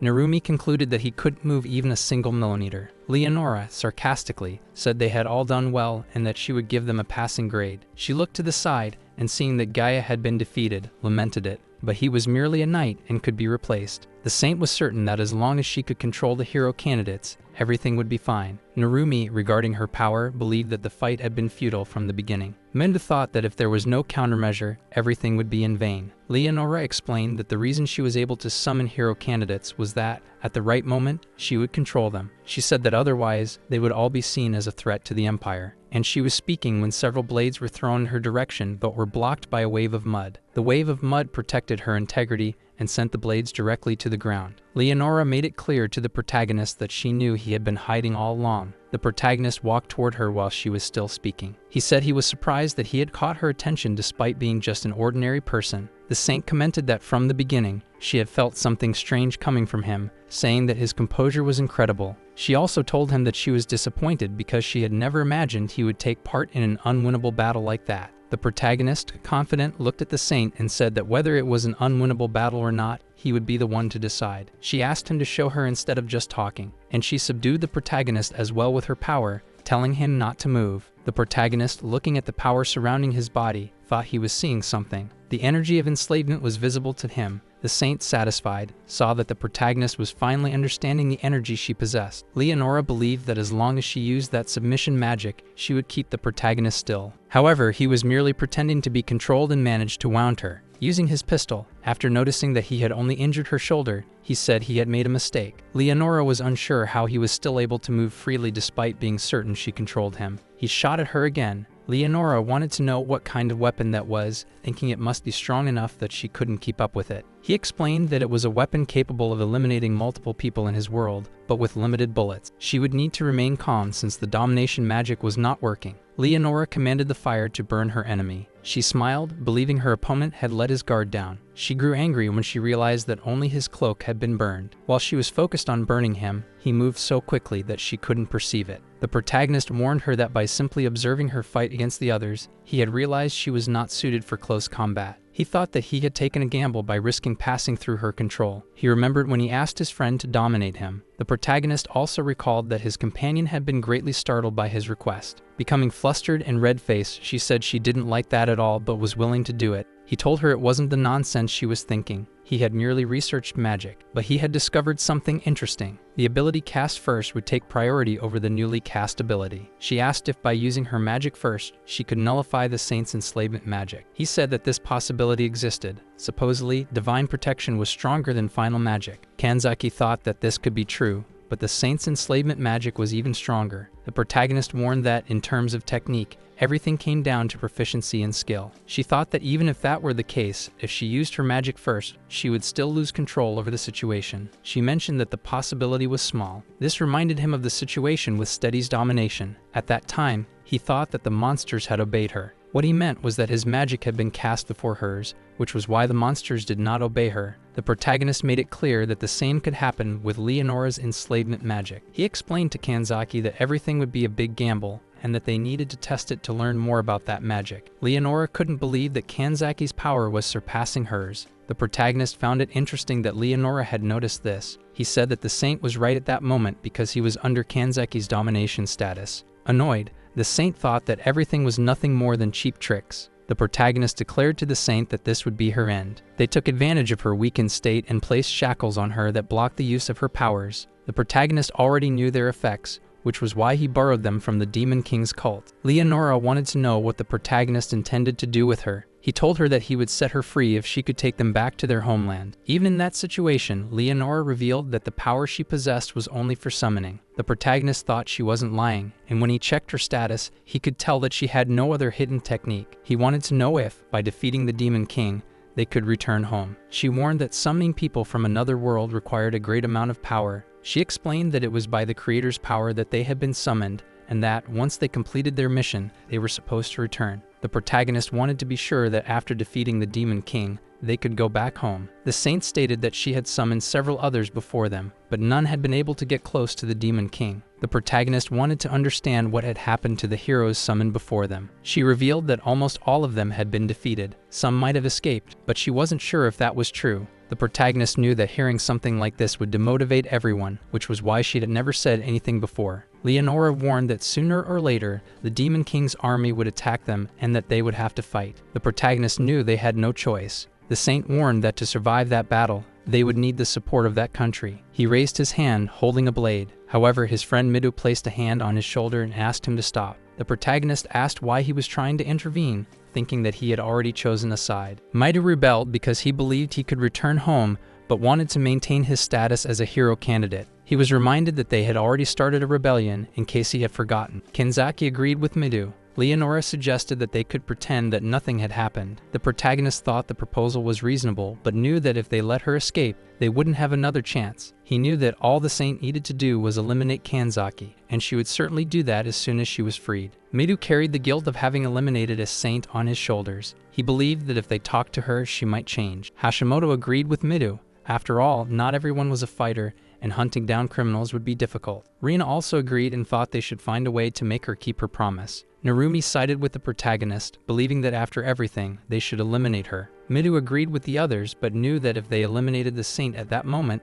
they would all be trapped in a dead end. His concern was understandable because, to him, the safety of the entire class was more important. Shinju, on the other hand, knew that he could survive alone but needed to avoid making rash decisions. Thinking this way, he fired at the saint. She, in disbelief, couldn't believe what was happening. Midu was also stunned, unable to believe what had just occurred. Everyone who saw the saint's body falling to the ground was horrified. Midu shouted at the protagonist. However, the latter simply threw a smoke bomb in Midu's direction, making it harder for them to see which way he had gone. When the smoke cleared, Maida fell to his knees, unable to believe what had just happened. Hashimoto, feeling disappointed, lamented the fact that he had made this decision without waiting for everyone's opinion. She relaxed, thinking that he always acted only for his own benefit. Narumi, still unsure how to react, remained silent, pondering what had happened. Kanzaki, already aware of the plan, could hardly believe that he had actually carried it out. She remembered that just before, the two had been spying, and he had told her about the plan. He made it clear that if they didn't find a solution, he would eliminate her.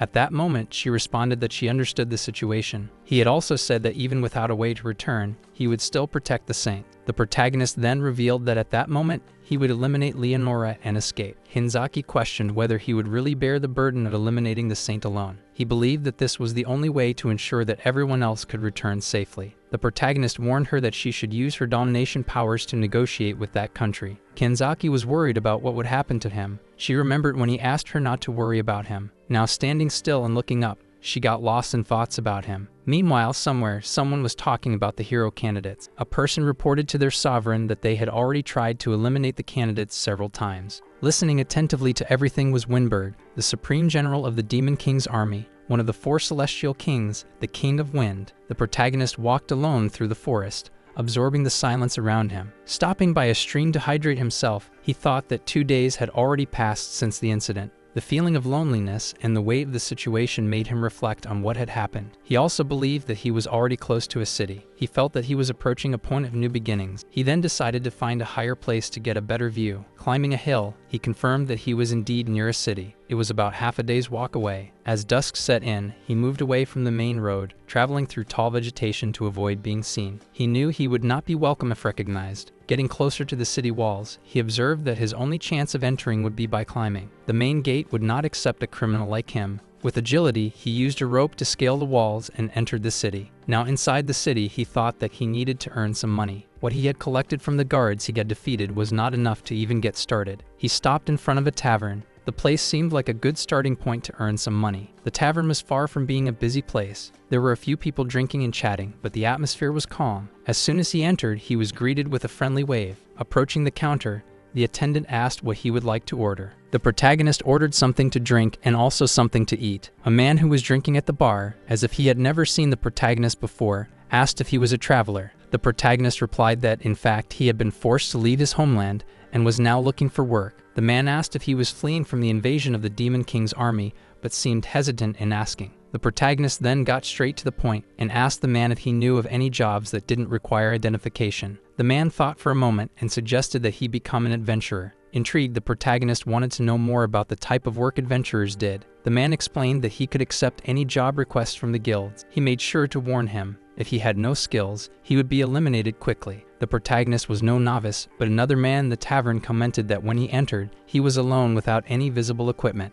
The protagonist then asked for more information on how to become an adventurer. The man responded that he just needed to go to the guild in the center of the city. Curious about what else the man knew, the protagonist asked how he knew so much about the adventurer world. The man smiled and revealed that he had been an adventurer in the past. After finishing the preparation, the man handed the food to the protagonist, who thanked him before leaving the tavern. The next morning, the protagonist went down to the counter of the inn where he was staying and arranged to stay one more day. The young woman, smiling and pleased to receive the payment, thanked the protagonist. He took the opportunity to talk to her, testing her reaction upon seeing his face. He wanted to see if she would be surprised or uncomfortable, but nothing out of the ordinary happened. Since that world was medieval, there were no technologies like images to be transmitted. When the protagonist approached a large building, he realized that it was the Adventurers Guild. As he entered, he was surprised by the number of people present in the place. There was a great variety of types and personalities, but everyone seemed focused on their tasks and responsibilities. He looked toward the counter and assumed that it must be the reception desk. He walked over and stated that he wanted to register as an adventurer. The receptionist informed him that the cost would be 1 silver coin. Agreeing to the price, the protagonist placed the coin on the counter. At the reception, he was asked for his name, age, and place of origin. He thought for a moment, deciding that using his real name was unnecessary. The protagonist then stated that he was 17 years old and that the Demon King had invaded his hometown,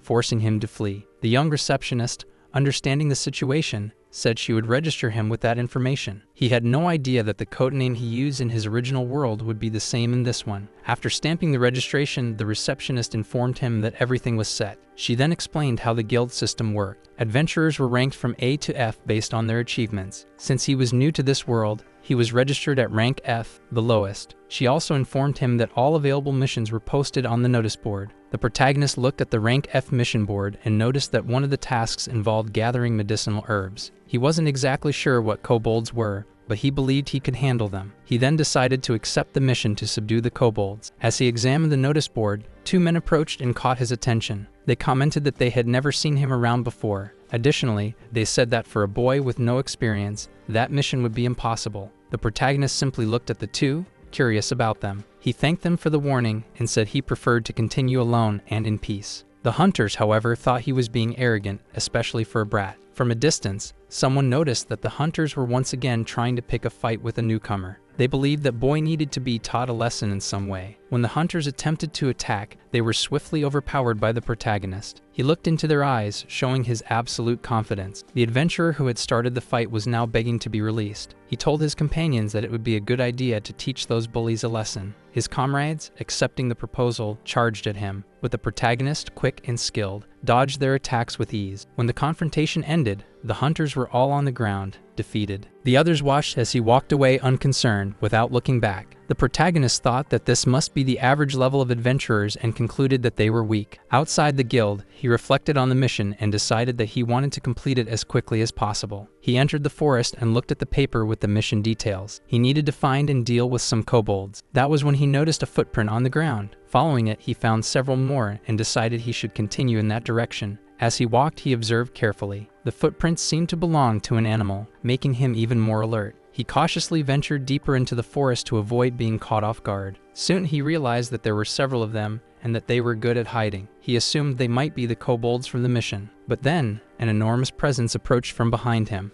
The beast tried to attack him swiftly, but the protagonist dodged with ease. He was armed with a sword, and the protagonist quickly concluded that the sword had likely been stolen from someone. Another creature, also wielding a piece of wood, attempted to strike him. Once again, he skillfully dodged. To protect himself, the protagonist threw something into the creature's eyes to disrupt their senses. Despite being outnumbered, the protagonist, Shinju-kun, managed to evade their attacks once again. With a precise movement, he delivered a blow that left one of the beasts lying on the ground. The now defenseless beast tried to resist, but Shinju swiftly took the sword it had been wielding and used it against the enemy, efficiently defeating it. The other kobold, seeing its companion defeated, became terrified and made one last desperate attempt to attack the protagonist. However, Shinju was completely prepared for the situation. He threw some sharp blades, incapacitating the other beast, which also collapsed to the ground. Now, with both kobolds subdued, he examined them to confirm that they were indeed the creatures from the mission. Those beasts, however, posed no real challenge for him,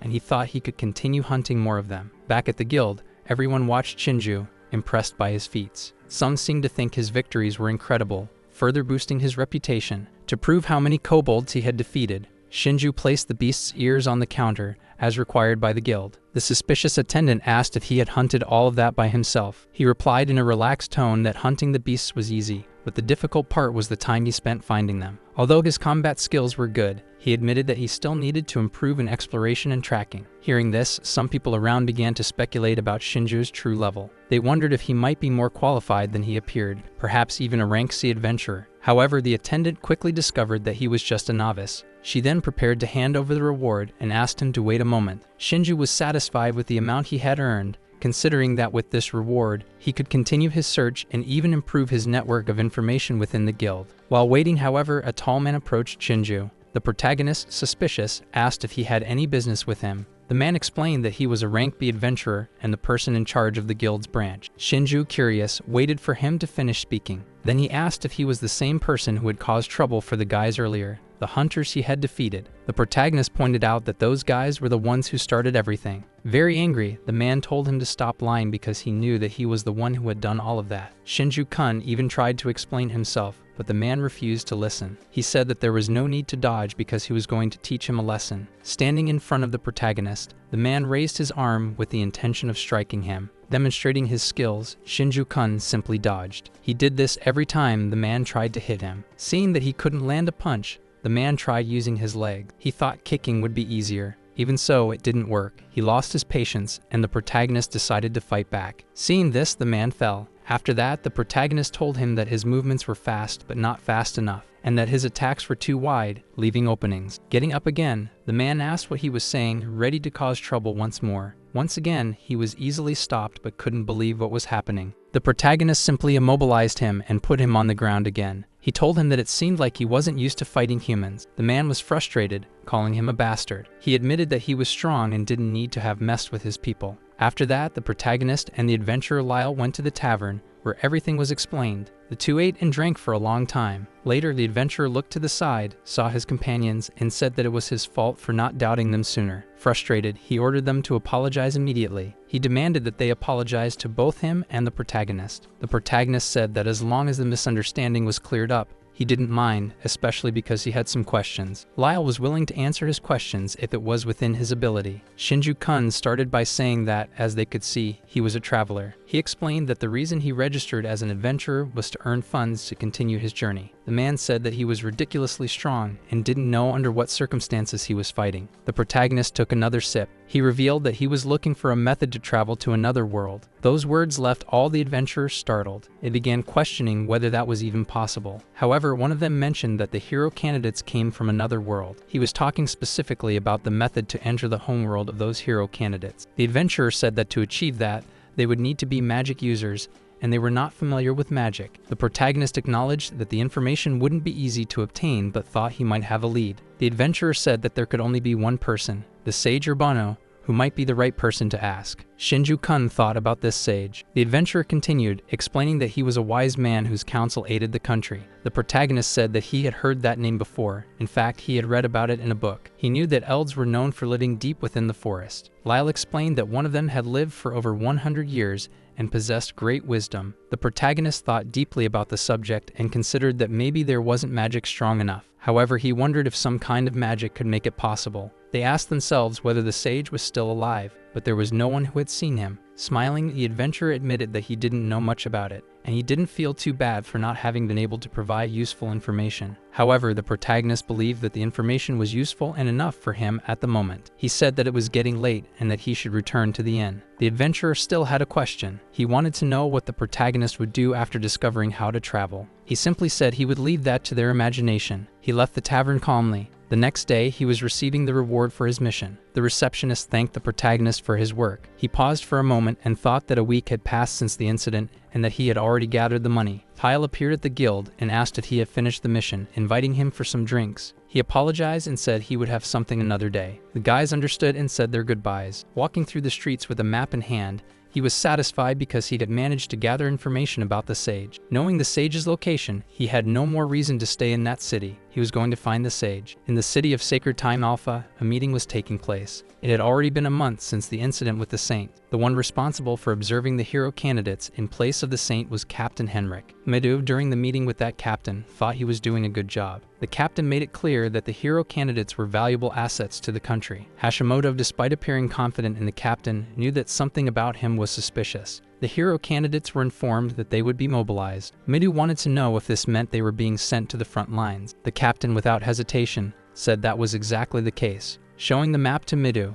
he explained that several battles were already taking place on the western border. Midu understood his role in the battle but wanted to know about the promises and whether they would be fulfilled. Henrik said he would protect those who were not suited for battle. Midu was very pleased to hear that the promises would be kept. The authority figure mentioned that there would be some tasks assigned to those who could not fight. Midu, remembering the state his colleagues had been left in, thought that this arrangement would work. Hashimoto wanted to know when they were expected to depart. That man announced that it was urgent for them to leave the next morning. After Maidu and Hashimoto left the meeting with the authority figure, they walked through the corridors talking. The young woman was pleased to have heard that the captain would accept Midu's requests. The young man admitted that he thought his demands would not be accepted because they were too many. He believed this happened because he didn't have as much confidence in controlling them as Leonora did. Hashimoto wondered where the protagonist was at that exact moment. Maidu, with a sad expression, remained silent as he listened to his friend talk about the subject. While they were conversing, a religious figure and several soldiers overheard the discussion about the saint's death. That religious figure couldn't understand what had happened to Leonora. Rian revealed that the criminal's name was Shinju-kun and that he was one of the hero candidates. The soldiers present thought that such a thing was impossible to have happened. The religious figure wanted to know where the person who had committed such an inhumane act was. Rina stated that the criminal had fled. He was too fast for a traitor. They believed they should send an inquisitor as soon as possible. However, the man didn't fully believe the story that the criminal had simply fled. Arashi Shunsuke asked that old man what he had just said. That religious figure didn't want to contradict the young one's story but found the situation strange. He considered the possibility that they had worked together to eliminate Leonora. Maidu, hearing the man's doubts, remained silent. However, some soldiers defended the hero candidates, saying they were present when everything happened. They also said that those candidates had done everything they could to protect her. Several of them confirmed they were there and that the candidates were truly innocent.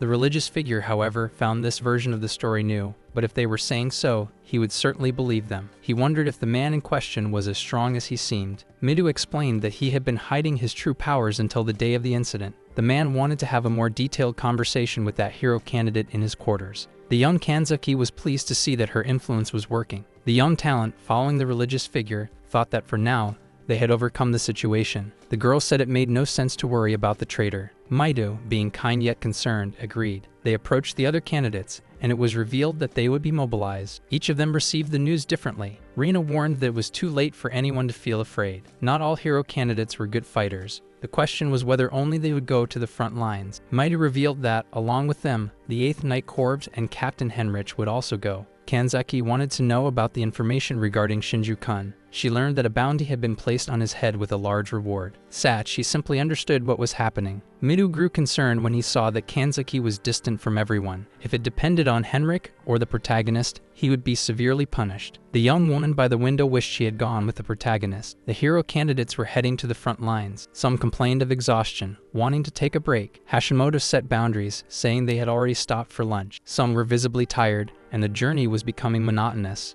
until Arashi raised his hand, asking everyone to stop for a moment. It seemed like there were magical beasts behind some bushes. A knight coming from behind asked why everyone had suddenly stopped. Midu explained that he had sensed the presence of magical beasts nearby. However, some of them couldn't see or sense any presence. Arashi Shunsuke didn't like it when he realized he was being treated as a pawn again. He decided to speak directly with that knight. He wanted to resolve the situation and clarify things. Arashi, being misunderstood, was interrupted by others who asked him to stop his behavior. His doubt was why he had to obey someone else's orders. He was startled by a noise coming from the bushes. The knight in question was also startled and fell to the ground. Surrounding them were several beasts ready to duel. The knights identified the beasts as sharp rabbits. The rabbits charged at the troop, getting closer and closer. They were skilled fighters and wanted to duel with the knights. The knights were having some difficulty dealing with the rabbits. The hero candidates were present and could handle the situation. Arashi was dominating the combat rabbits with ease. With his peculiar style, he demonstrated that he had the situation under control. Now the knights felt grateful to have the heroes nearby. Meanwhile, Arashi continued handling the opponents in his own way. His flame power was extremely useful in moments like that. His companions noticed that his powers were growing stronger and stronger, and he walked victoriously after defeating all the rabbits. Even with the praise for Arashi, his power was still not enough, because he remembered the day he failed to handle the saint and the knight. The one who saved them all was the fugitive hero candidate. Arashi had a bad feeling about the protagonist from the very first moment he saw him. He remembered the day he was confronted by him, and how his arm had been gripped with just one hand. Remembering that, he realized how strong Shinju-kun was. With the explosion powers he had received, he thought he was the strongest of them all. Meidu noticed the difference in his companion and asked what was going on. Having nothing to say, he replied that it was nothing. Then he said that he didn't like taking orders from just anyone.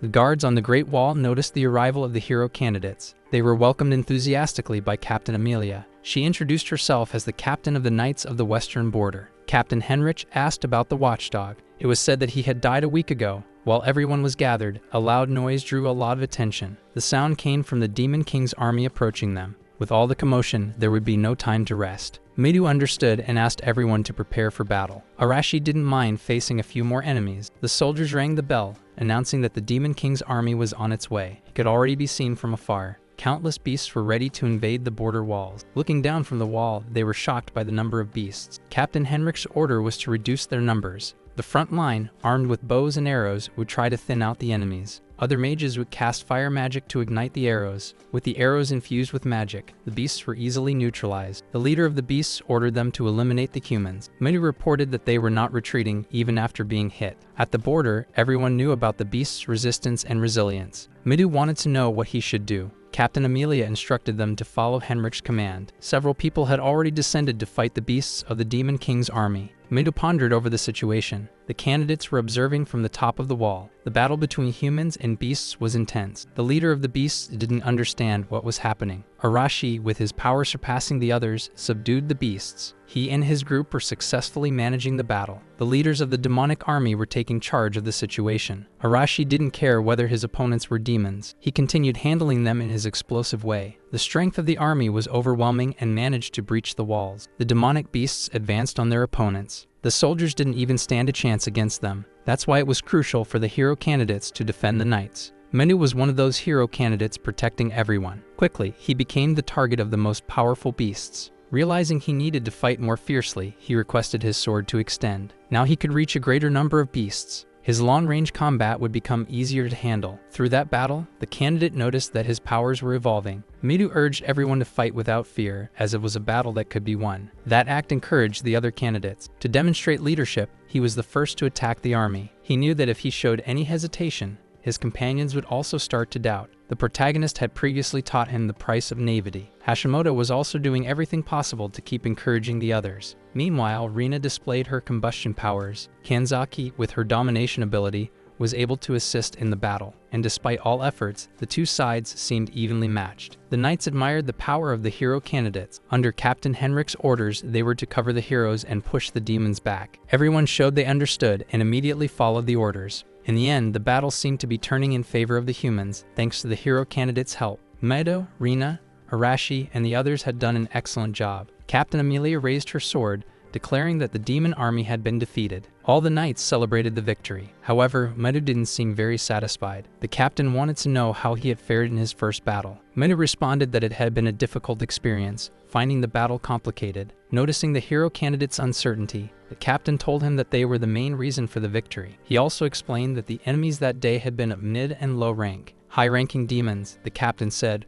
were of a completely different caliber. Maedo reflected on this. Meanwhile, at the Demon King's tower, everyone was heading toward the camps. One of the remaining soldiers presented the report and apologized for failing to carry out the orders. This news made the Celestial King of Stone Gaia extremely furious. The protagonist was traveling through the great forest of Enchote, reflecting on his journey. He thought that his search for the sage should soon come to an end. As he walked, something strange made him stop. He felt as if he was being attacked. Observing more closely, he noticed quick tongues and soon realized they were baboons. Using his power, the protagonist assessed the creatures. Their stats were average, and he placed his backpack on the ground, ready to fight. The baboons, in turn, were just as prepared for combat. The protagonist dodged swiftly, but the baboons were also fast, managing to get close to him. When he noticed a baboon was too close, he dodged backward. 3 large baboons attacked at the same time, but he managed to block their strikes and counterattack when necessary. When one of the baboons was hit and roared in anger, the others showed no intention of retreating. Shinju-kun found the creatures too slow, and eliminating those threats was not difficult. After subduing the leader,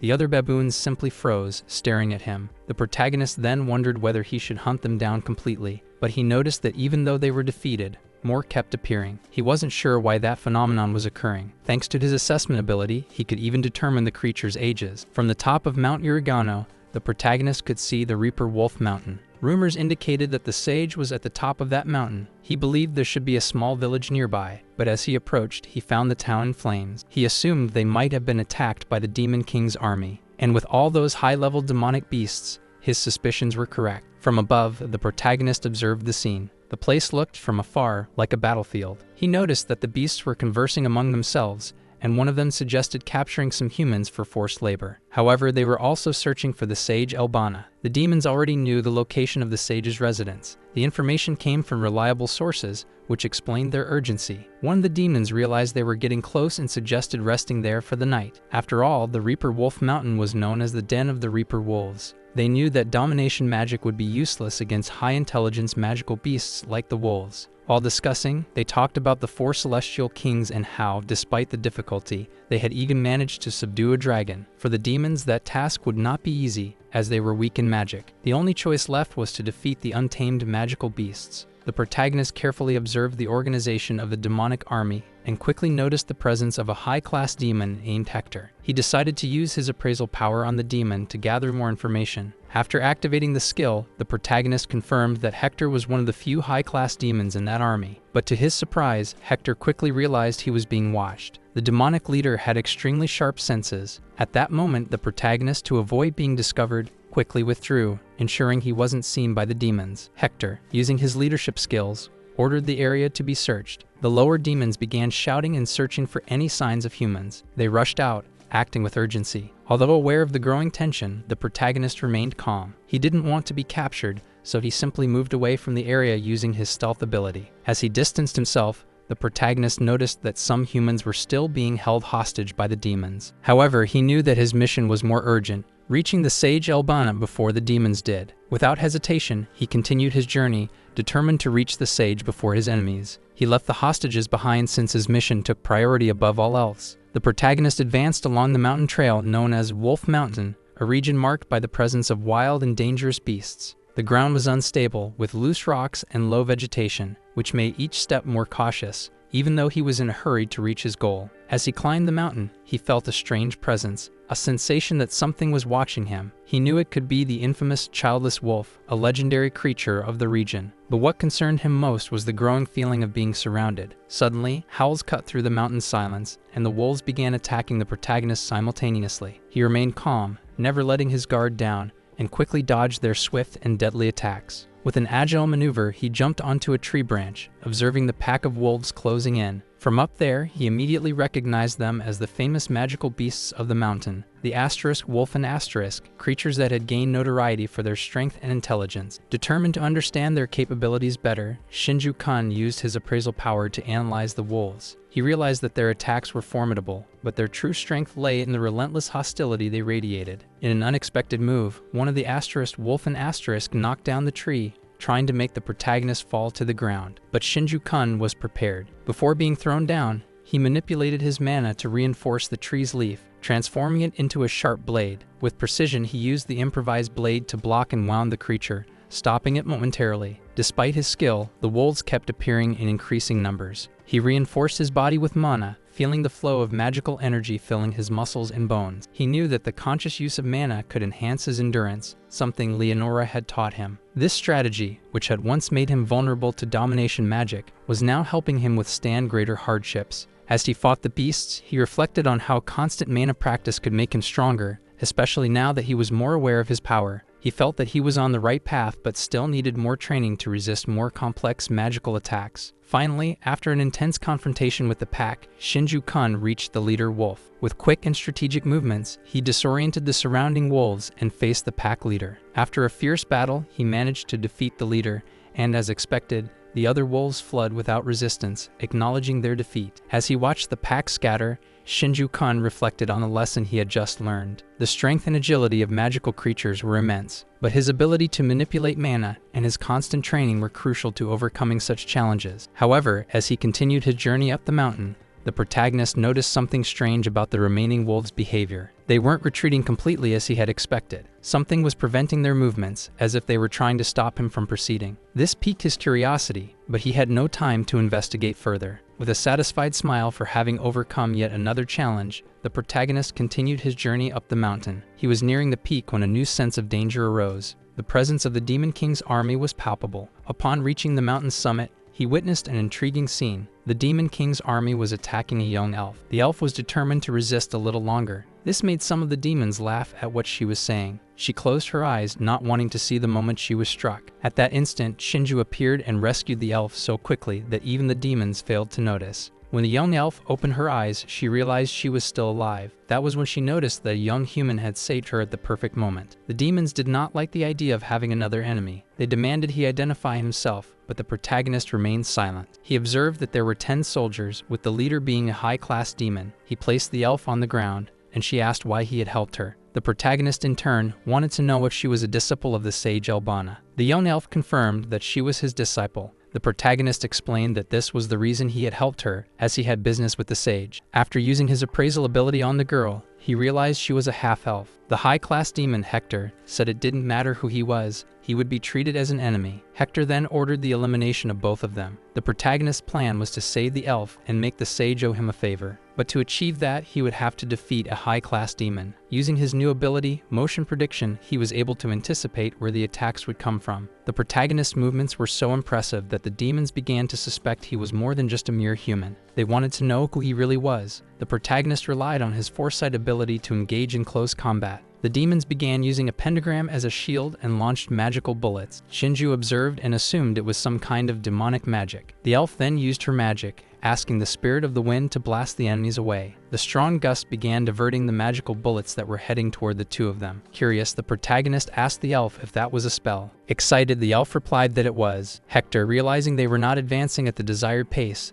decided to enter the battle himself. The protagonist understood that the big boss was finally going to fight. He asked the elf to prevent the other soldiers from interfering in their battle. Looking at the demon leader, the protagonist prepared to face him alone. The young elf commented that she would do whatever was necessary to help him. Placing her backpack on the ground, she said she trusted the sage's disciple. With that, she launched herself into battle. Determined, the elf shouted her name at the demons, making it clear that she had already introduced herself. Meanwhile, Shinju faced the leader of the demon battalion. He noticed something interesting about the demon. He didn't seem as strong as he initially thought. Despite being a close combat fight, things were going well for the protagonist. Hector began to feel that the battle was turning against him. The blades continued to clash, and the two stared at each other for a moment. Hector hadn't expected his opponent to be as agile as he was. However, the protagonist had already sustained a minor injury. Observing his rival, Shinju realized this was truly the strength of a high-class demon. Without his foresight ability, he would have already failed. Evaluating the young man, the demon commented that if he weren't human, he might have already won. The protagonist decided to use his assessment ability on the demon Hector.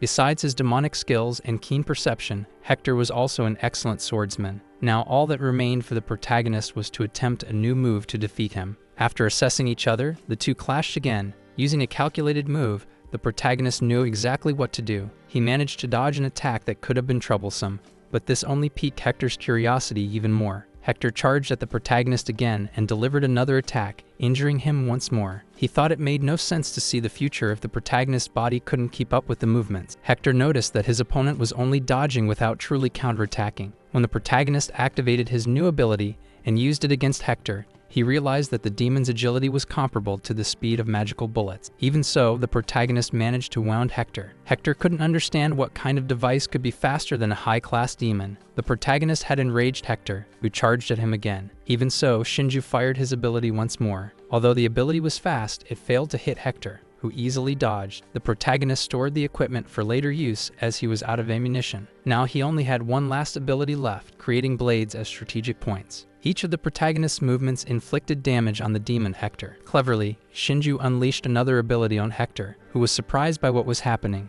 Meanwhile, the device fell near the demon Hector. When it finally touched the ground, a large explosion occurred, startling the other demons. They feared for their captain's life, but they could do nothing as they were under the elf Maya's aim. Observing the human, Maya noticed that he possessed an impressive ability. She realized he was holding his own against a high-class demon despite being just a human. The protagonist in turn thought that his abilities were already depleted. He knew he couldn't defeat Hector with just the strength he had left. Hector was frustrated because the human was using strange devices in combat. He roared in anger, determined to end the battle once and for all. He quickly dashed past the protagonist, who knew he had to use one more ability. He needed to assess Hector's movements again. He was satisfied when he successfully detected Hector's weak points. The weak spot was in the neck region, and that was all he needed to know. With this information, he launched his attack, already knowing the exact position of the weak point in the future. With that, finishing the battle was easy. The protagonist used his foresight and weak point detection abilities to defeat Hector. However, when the fight ended, he realized he was weak and vulnerable. He was out of mana, and that was a problem because there were still some combatants around him. Those demons noticed his exhaustion and were ready to take advantage of the opportunity. The elf Maya was also reaching her limit alongside her spirit. She at least wanted to help to repay the fact that he had saved her. Using the power of the fire spirit salamander, she launched an attack to burn the enemies. The protagonist realized that compared to Nagase's flames, Maya's power was on a different level. Maya was pleased to see that her master had arrived just in time to defend her. The protagonist noticed that Elbana was a sage. Moreover, Elbana was an elf who approached and thanked the young man for saving her disciple. Shinju said it was a coincidence and wanted to know if she was Elbana. The elf confirmed but added that now she was just old bones. He wanted to use his appraisal ability on her, but his mana was too low. He thought he should be honest with her. Albana wanted to know if he had any business with her. He answered affirmatively. She already suspected it, knowing that no one would come to such a place without a purpose. Maya wanted to know from her master why they didn't just go home. Albana thought Maya had a point and invited the young human to come with them. He thanked her for the invitation and felt the situation was in his favor. Now he was certain that taking the risk to save that disciple had been worth it. Upon arriving at their home,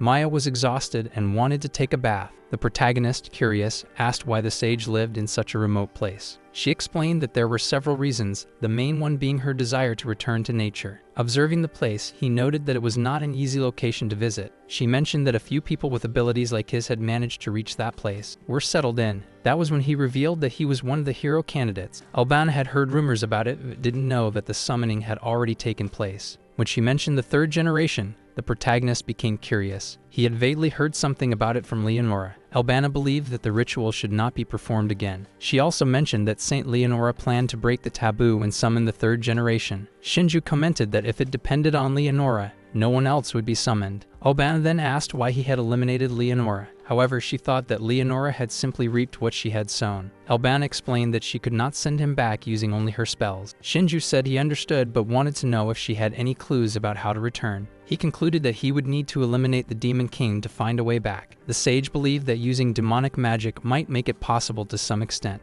The young man thought he should investigate this matter as soon as possible. She felt sad that she couldn't repay him properly but said that if it were him, he might be able to subdue the Demon King. The protagonist, however, didn't want to take on such a troublesome task. However, if there was no other way, he would consider subjugating the Demon King. Albana noticed that he seemed strange, like someone who had grown up in a dark and cold place. The young man thanked her for the information she had provided. For a moment, she thought that perhaps she could entrust her disciple to that boy. Maya appeared after taking a refreshing bath. She asked the young man why he didn't take a bath as well to rest from the battle. He accepted her offer. The sage had a suggestion for the boy. Before going to bathe, he wanted to know what she was talking about. Albana asked if he wanted to take her disciple on his journey. Maya, startled, wanted to know if she was talking about her. The sage replied that yes, she was the only disciple she had. The young elf simply listened to her master speak. Shinju immediately refused, saying he didn't need a grumpy girl. The protagonist and the elf were traveling through the eastern region of the Demon Kingdom. The elf observed the scenery while he commented that the weather was nice. She thought the climate should be harsher in that kingdom of Veldora. Shinju knew that things had changed after the Demon King's invasion. Maya explained that the city had fallen, becoming the front line of the Demon King's army. By their calculations, it would take 2 days of walking. As they walked, the protagonist wanted to know what had happened to the people who lived in the city. Maya explained that half had been sacrificed while the other half had been enslaved. He understood when she said that some had managed to escape to the other side of the mountain. The protagonist, seeing that Maya had extensive knowledge about what had happened,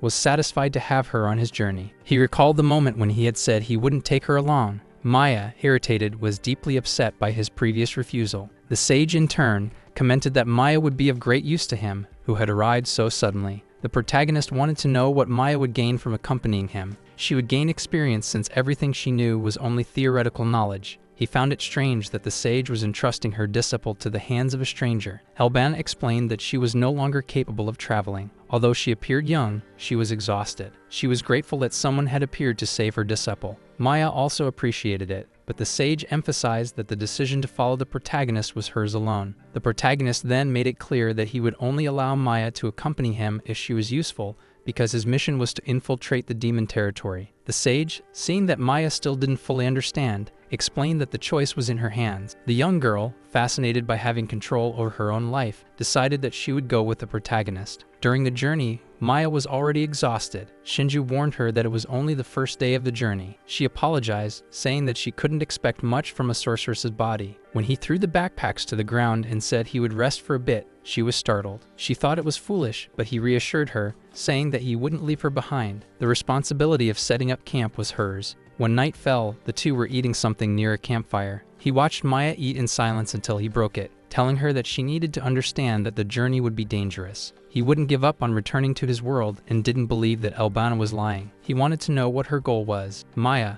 unsure of how to explain it, said she already felt like she had experienced something similar. She recounted that the elf village where she lived had been destroyed by the Demon King's army. She thought it was unfair since the fight was between humans and demons, but the demons were dominating all races. She had been small at the time and was the only survivor of the village, left to fend for herself. Everything changed when she was chosen by Elbana and became her disciple. Shinju, listening to her story, wanted to understand her goal better. She revealed that her greatest desire was to acquire enough power to eliminate the demons. All the years of study and accumulated knowledge were aimed at revenge. Shinju asked if Maya knew the name of the demon she wanted to face. She replied that she did. His name was Windberg, the King of the Wind, one of the 4 celestial kings and one of the greatest generals of the Demon King's army. The protagonist made it clear that he had no reason to fight against the Demon King. Maya explained that her master had never allowed her to travel before. In truth, Maya didn't know what her master was thinking, but she would follow her intuition for a while. Shinju, understanding the elf's circumstances,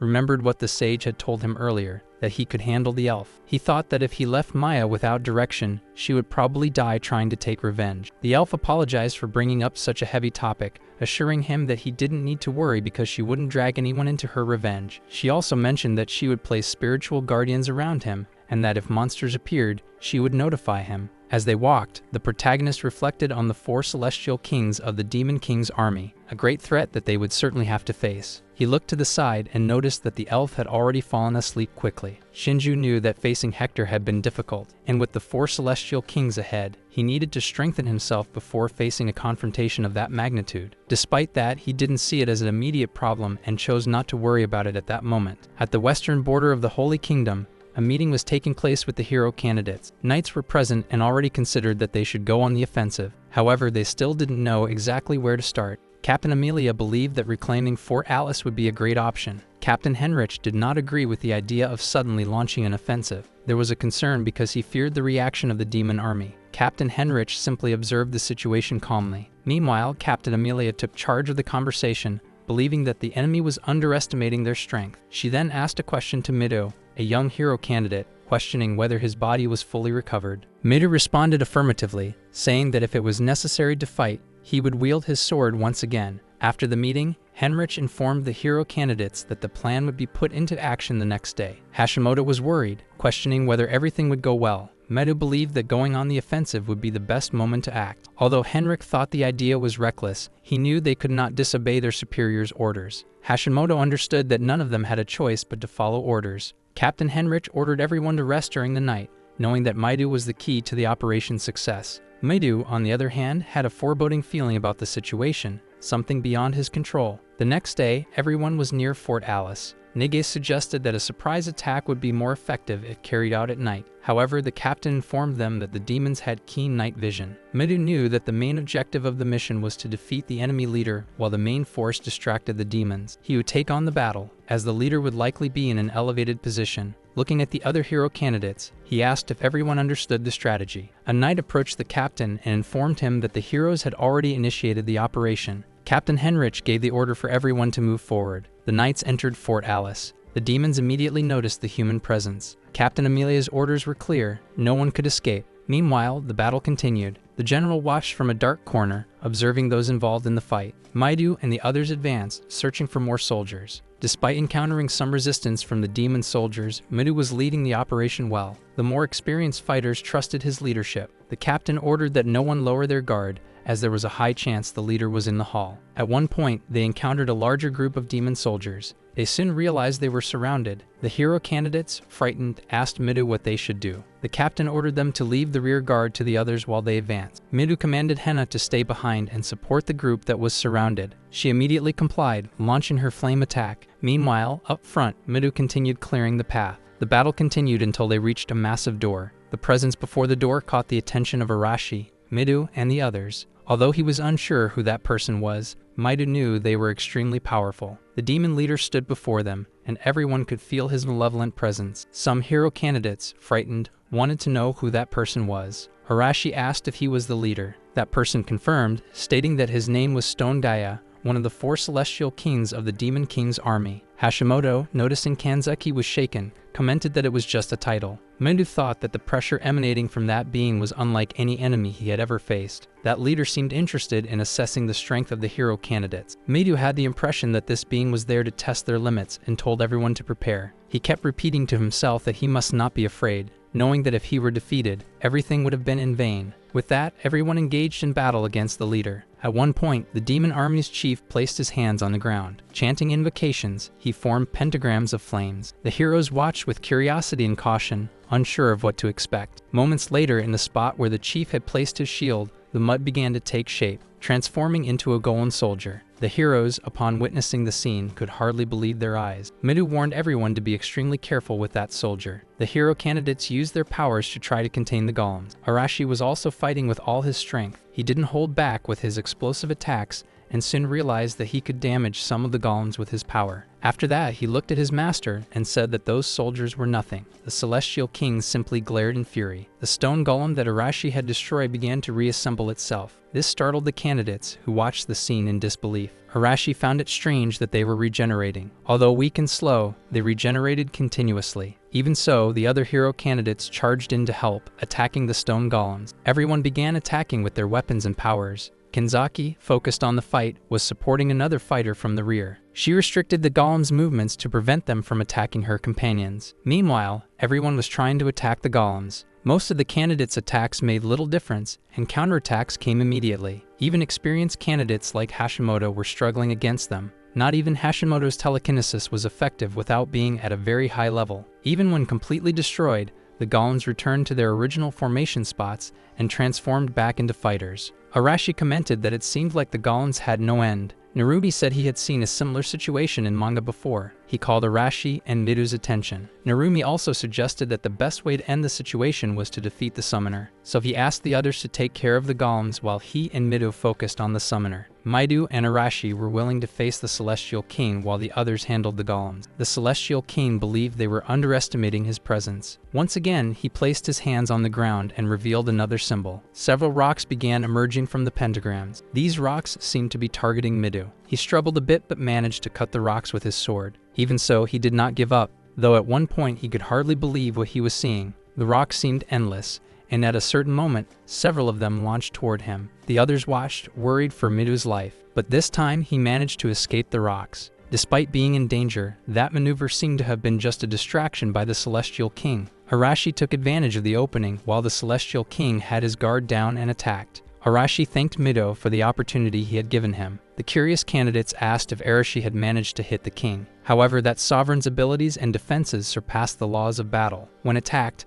the Celestial King defended himself and counterattacked. Araki fell to the ground unconscious. After everything, the Celestial King laughed and asked if that was all the hero candidates had to offer. At the same time as the battle between Midu and Stone Gaia was taking place, Shinju arrived in the city of Neutrat. He was accompanied by Maya, the elf. Since both had spent time in the sewers, they found everything around them very smelly. Shinju asked Maya to be a little more patient since they would be leaving soon. He explained that at night, demons had excellent vision, especially in open areas. When they saw a ladder, they decided to explore the upper part of the area. Maya was relieved to finally be out of the underground. They noticed someone approaching, and the protagonist asked them to hide. Some guards from the demon army were passing nearby. They were commenting among themselves that despite it being an honor to guard the witch, they didn't feel motivated to perform this duty. They talked about how she was bossy and sometimes yelled at them. As they walked and complained about their luck, they didn't notice they were being watched. Maya informed them that the guards had left. Curious, the protagonist wanted to know if the witch was indeed the princess of the demons and the governor of that city. The elf revealed that she was currently called the Witch of Space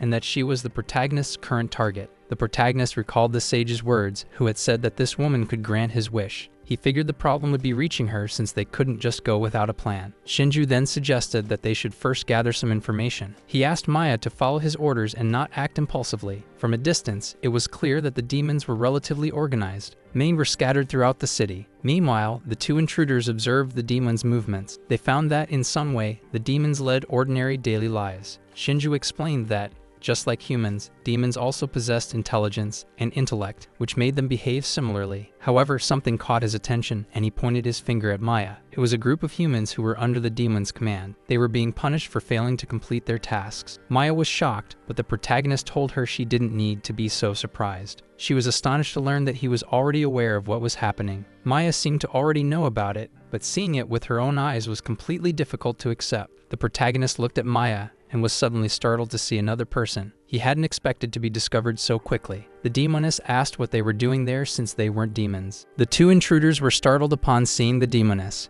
The only thing the protagonist could think was, how long had that demoness been there? He was frustrated for not having detected her presence earlier. She assured them they didn't need to be on the defensive since she wasn't there to fight. The protagonist then asked how she had discovered their location. Looking at her, he found it impossible that he hadn't noticed her presence before. She replied that she had been looking for him ever since he broke through her detection barrier. Maya found it strange since there was no man residue there. The witch made it clear that there was no place beyond her reach with her demonic art of space. The protagonist analyzed the situation, trying to understand who that person was. He realized that it was Isabel Veldora, and as he assessed her, she introduced herself. She stated that she was the 5th princess of the demon kingdom, Veldora. The protagonist stood frozen, observing her. The impatient princess warned that if he didn't answer her questions, she would call her soldiers. He thought he should negotiate with her peacefully, so he said the story was long. The princess didn't care and stated that she was only wasting time out of boredom. After their conversation, the princess understood that he only wanted to return to his home world. He asked if it was possible to achieve that using the demon art of space. The demon princess confirmed that it was indeed possible to return to his world. The protagonist thought he was very lucky to be able to talk with the space witch. Looking at her, he felt she was different from other demons, who usually harbored deep hatred for humans. She made it clear that he could only be sent back if he knew something about the place or had the exact coordinates. The protagonist was quite disappointed upon hearing this.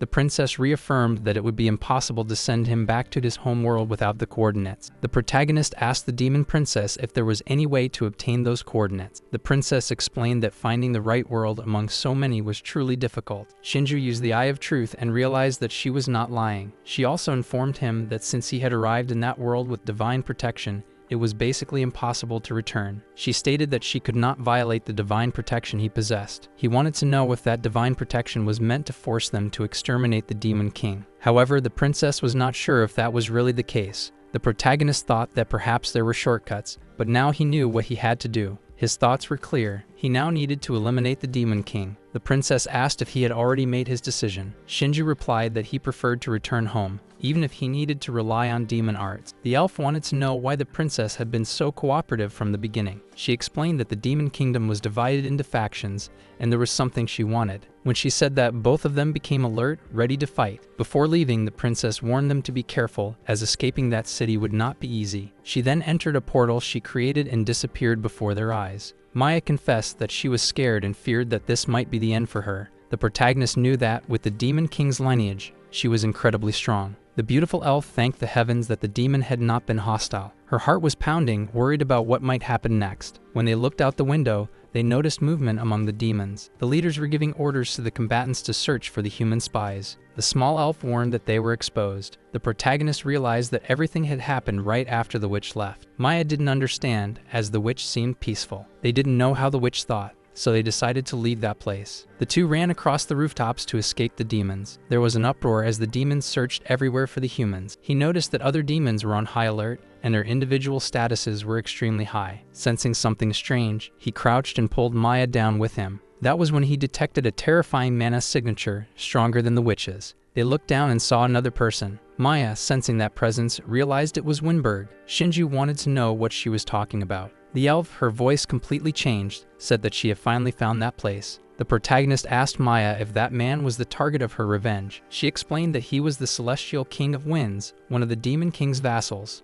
Winberg. Using his appraisal ability, he confirmed that she was telling the truth. Winberg was extremely powerful. The protagonist asked Maya to calm down, as fighting there would be madness. Maya replied that she already knew that. Shinju commented that wind attributes were excellent for exploration and detection. He asked her to move carefully, but she seemed not to register what he was saying. Winberg was observing, trying to detect if there were any intruders among them. However, all he had was intuition, a mere hunch, unable to confirm it with certainty. He made it clear that if there were intruders there, they would crush them without hesitation. He also remarked that the human's trump card was the hero candidates fighting on the front lines. The demons believed he should be on the front lines as well, given his immense talent. Winberg, however, preferred to leave the physical labor to other units. As he spoke, it seemed like he had sensed some kind of vibration. He was certain that the intruders were among them. The leader said that the wind currents were telling him so. He explained that they were moving carefully, but they wouldn't be able to escape the wind surge. The demons knew that with the flow of the wind, he could detect anything. He ordered them to inform the pursuit unit. Winberg then noticed that the witch was already aware of their presence. Meanwhile, the two were trying to escape the city safely. Sensing danger, the protagonist told Maya to stop. The demons were restless, as they were close to where the humans were hiding. Realizing this, the protagonist informed the elf that their location was nearly discovered. They soon realized it was a tracking ability using the wind. He believed it could be a search ability related to the wind element. The elf could try to alter the wind flow with a spell, but that would be the same as revealing their location. Shinju thought it was best to do nothing since they hadn't been completely discovered yet. Although the demons were searching for them, they still weren't sure of their exact location. They kept moving quickly to confuse the enemies. However, they were eventually found by the pursuing demons. The chase began, and the two needed to move as fast as possible. He wanted Maya to act as bait to distract them. This scared the elf. Meanwhile, she saw Shinju quickly climbing onto the rooftop. Terrified, Maya had to serve as a decoy while he organized the situation. From the rooftop, he asked if she really wanted revenge, telling her she wouldn't gain anything by crying. The demons noticed that the two were separating. As a result, the demons also split up to initiate a dual pursuit. Shinju stopped and used the firepower of the salamander spirit. When she stopped and made that move, most of the demons were caught off guard. Since they were divided, some couldn't understand what was happening. And as the protagonist had predicted, they scattered at the sound of the power. Meanwhile, he blended in among the demons and began eliminating them. With that army distracted, it wasn't difficult to take a few down. When one of them was killed, the noise was strange, but it was already too late. He was in the protagonist's sights. The last words of that demon were to call the protagonist a coward. Maya was handling some demons as best she could. She was using the spirit of water to buy time. This allowed her to slow down the demons' attack. Looking at them, she noticed that their numbers were gradually decreasing. She realized that something was eliminating the demons among them. When one of the demons noticed they were being eliminated, he wanted to know who was doing it, but he didn't have time to ask, and so he was eliminated as well. Shinju thanked Maya for doing a good job as bait. After that, the two continued their escape through the streets of the demon city. Since they had not yet managed to capture the intruders, more demons would be sent to pursue them. Winberg didn't want them to send more demons, as it would only increase the number of casualties. He would handle the search himself. Meanwhile, the two continued walking. Maya noticed that the wind flow had changed and felt a strong nana presence. When they were cornered, several wind blades emerged in their direction. Maya took action and asked the spirit of the wind to handle the situation. Shinju noticed that they were finally facing their enemies. Winberg thought that they were more than just sneaky intruders. The elf now stood face to face with Winberg. The protagonist told her that this was finally her chance for revenge. She replied that she had been ready for over 10 years. Shinju observed the opponent and warned that he was strong, suggesting that they should attack with everything from the start. Maya understood and decided to fight with all her strength. To begin, she summoned the wind spirit Sylphia. The demon leader, Winberg, simply watched as the elf used her powers, finding it bold to use wind against one of the 4 celestial kings of the same element. Winberg asked if the elf was courageous or just naive. Shinju realized that the demon leader was obstructing his own vision. The fight was tough, and Shinju felt lost and unmotivated. The demon questioned if Shinju really thought he could close the distance between them. He explained that with the art of wind, they would never lose track of either of them. The protagonist knew that this was a formidable opponent and that he wouldn't be able to defeat him easily. The elf told him not to worry because she would handle the demon. The small elf seemed quite confident in her own powers, which were of the same element as the demon leaders. Even so, the demon was surprised. She believed that as long as she could interrupt the mana flow with a spell, she would be able to stop him. Winberg noticed that the elf was already blocking his flow and realized that she was well acquainted with his fighting style. The demon leader understood that she had spent her entire life thinking about this moment. With that in mind, he jumped from place to place, preparing for the fight. He believed that the protagonist only wanted to get closer to try and defeat him. Meanwhile, Shinju was trying to approach the leader. Even though he was attempting to reach him, he realized it was complicated. The demon could fly in the sky, but this was nothing new to Shinju, who had already met someone like Narumi with the same ability. That was when he decided to jump as he had been instructed. And that was exactly what he did, launching himself toward the enemy. Winberg, upon seeing the enemy approaching, was startled. Shinju's plan was to eliminate the demon while he was still vulnerable. That's why he activated his prediction and detection abilities. With all these abilities activated, he was able to foresee the enemy's next attack. However, he noticed that the demon's weak point was disappearing. As Winberg drew his sword,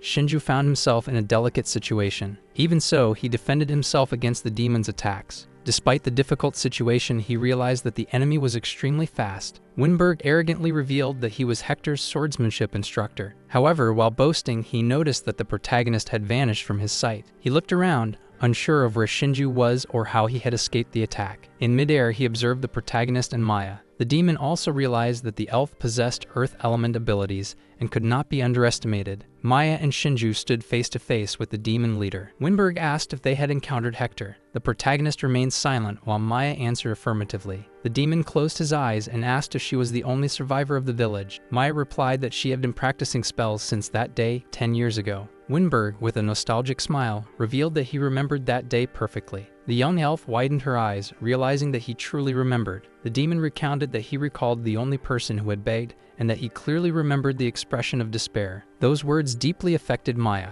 The protagonist asked her to calm down and not let herself be provoked. He also told her that he trusted her spells. Returning to her senses, Maya responded that she understood. Shinju knew that he needed to analyze the situation carefully and that he would do whatever it took to win. They were being assessed by Winberg, who found them to be an interesting duo. He imagined that the protagonist could be a potential hero candidate. The protagonist said that the demon seemed to understand him very well. Winberg stated that he had a list of the strongest individuals. He knew he had the advantage over the two of them, so he was in no rush. Shinju knew he only had 3 minutes left before his prediction ability expired. Maya asked to speak for a moment as she had an idea. After Maya explained her plan to Shinju, he understood but didn't want her to drag him down with the strategy. Annoyed, she explained that it was just a suggestion, something to help him. The demon, watching from above, asked if their discussion was over. Shinju told the elf that they were ready to act, which made Winberg laugh at his words. Maya, with her staff, cast a wind spell that hurled the protagonist toward the demon. She also asked the spirit marm to assist with the rocks. Pointing in Winberg's direction, Maya commanded the rocks to strike him.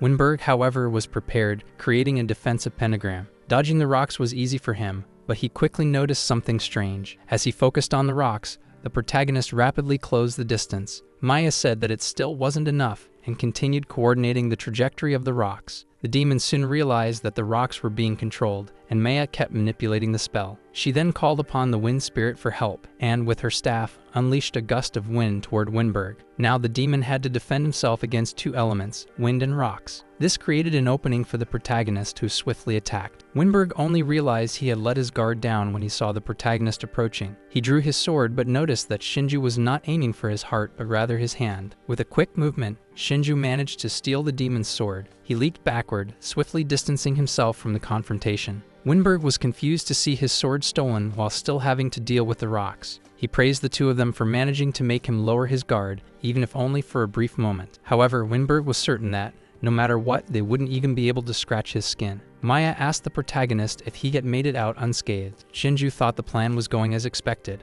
but Maya pointed out that wind magic had its flaws. She also mentioned how the heavier earth element made control more difficult. Even though she couldn't break through Winberg's defense, she could still use wind-based spells. Shinju reflected on how Maya had spent years preparing to achieve her revenge. He knew that to defeat a demon, he would need a well-calculated plan and great skill. The plan to take Winberg's sword had already been devised before, and now they were reaping the rewards. Maya wondered what the protagonist would do next. Winberg was intrigued to see his sword stolen by Shinju. The protagonist believed victory was possible if he could maintain control of the demon's sword. But then Winberg began launching his own wind attacks. Shinju managed to break through them using the demon's own sword, taking advantage of his ability to dodge and predict movements. With his senses still active, the protagonist could follow the trajectory of each of Winberg's attacks. This was unsettling the demon, who realized that the protagonist was anticipating his movements. Shinju knew he needed to finish the fight quickly. Winberg was being pressured, and Maya, with the wind spirit, continued pushing him back. Winberg, looking down, couldn't understand where the discomfort that destabilized him was coming from. He thought it was impossible for this to be happening. The protagonist then warned the wind demon that everything would end with that strike. Winberg, furious, with the veins on his face bulging, refused to lose to a human. He kept launching wind attacks, determined not to be defeated. However, he was struck by his own blade, thrown by the protagonist. Shinju was nearly out of mana,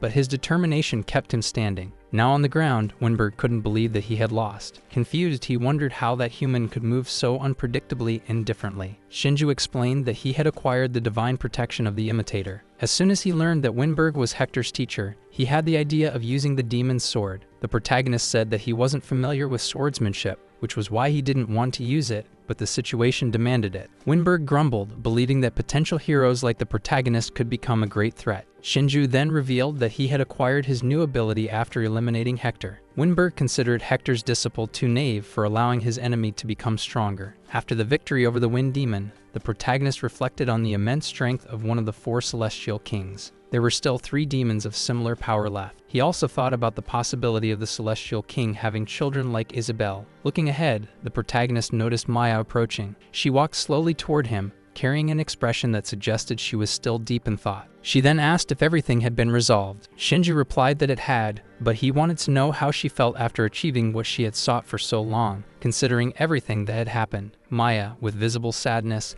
commented that despite everything, something still felt unchanged. She felt that she had finally freed herself from a burden of the past. The protagonist thanked Maya, saying that without her interference with the wind, he wouldn't have been able to win the battle. Maya, in turn, admitted that she had dedicated 10 years to preparing for that moment, yet she still couldn't act alone. His help had been crucial in making her revenge a reality. Shinju humbly explained that what had happened was merely a coincidence, something that shouldn't be exaggerated. He felt satisfied with his decision to follow the path alongside her. Understanding the situation, Maya mentioned that she knew her master had already foreseen that she would need help and that his collaboration had been important. The hero candidate asked Maya what she planned to do next. She replied that she hadn't thought about the next step yet and felt a little lost. Shinju suggested that she find her purpose gradually, reminding her that elves lived much longer and would have more opportunities to learn and discover what they desired. With a touch of humanity that set her apart, Maya said that for now, she planned to continue the journey alongside him. The protagonist looked at her and asked if she was sure about that choice,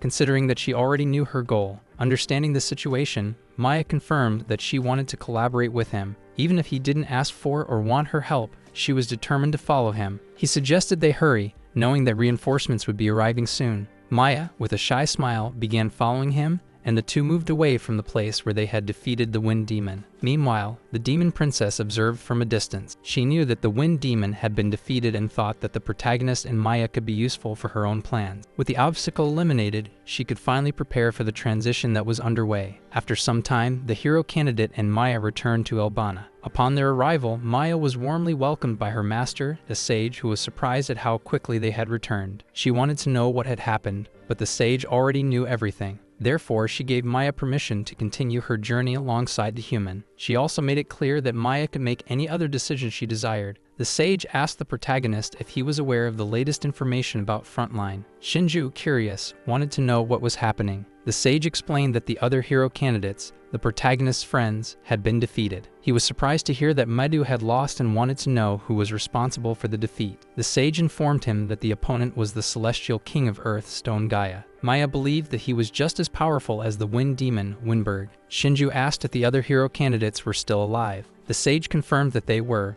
but their morale was very low after the defeat. She explained that they were in a mentally fragile state but were still alive. Shinju then decided to observe the situation for a while, knowing that his goal was still to eliminate the Demon King. Maya asked if the other hero candidates were as strong as the protagonist. He regretted that they had not been able to unleash their full potential and had not found the strength necessary to win. During the night at the fort where the other hero candidates were, everyone was treating their wounds. The hero candidate with healing powers was tending to Midu's wounds, but he asked her not to worry about him and to take care of the others instead. She insisted that he let her do her job since healing was the only thing she knew how to do. As he was being healed, Midu thought about how he had been saved and how he had managed to retreat safely thanks to Henrik's help. He knew that everyone was deeply wounded, not just physically but emotionally as well. Reina remained silent, isolated in a corner, and Arashi appeared visibly saddened. While receiving treatment, Midu blamed himself, believing that if he had managed to defeat the enemy, everyone would be fine now. Stone Gaia remained in one of the towers of Fort Alice, immersed in meditation. From a distance, the protagonist observed his next target. Maya found it interesting how he could identify enemies even from afar. He explained that this was possible thanks to the enhancement of his appraisal ability. The elf commented that, as always, his abilities seemed extremely convenient. With her own appraisal, she realized that Stone Gaia was an older demon compared to the others. His element was earth. She was surprised to discover that his defense was extremely strong. He could have complex information as he had increased the level of his power,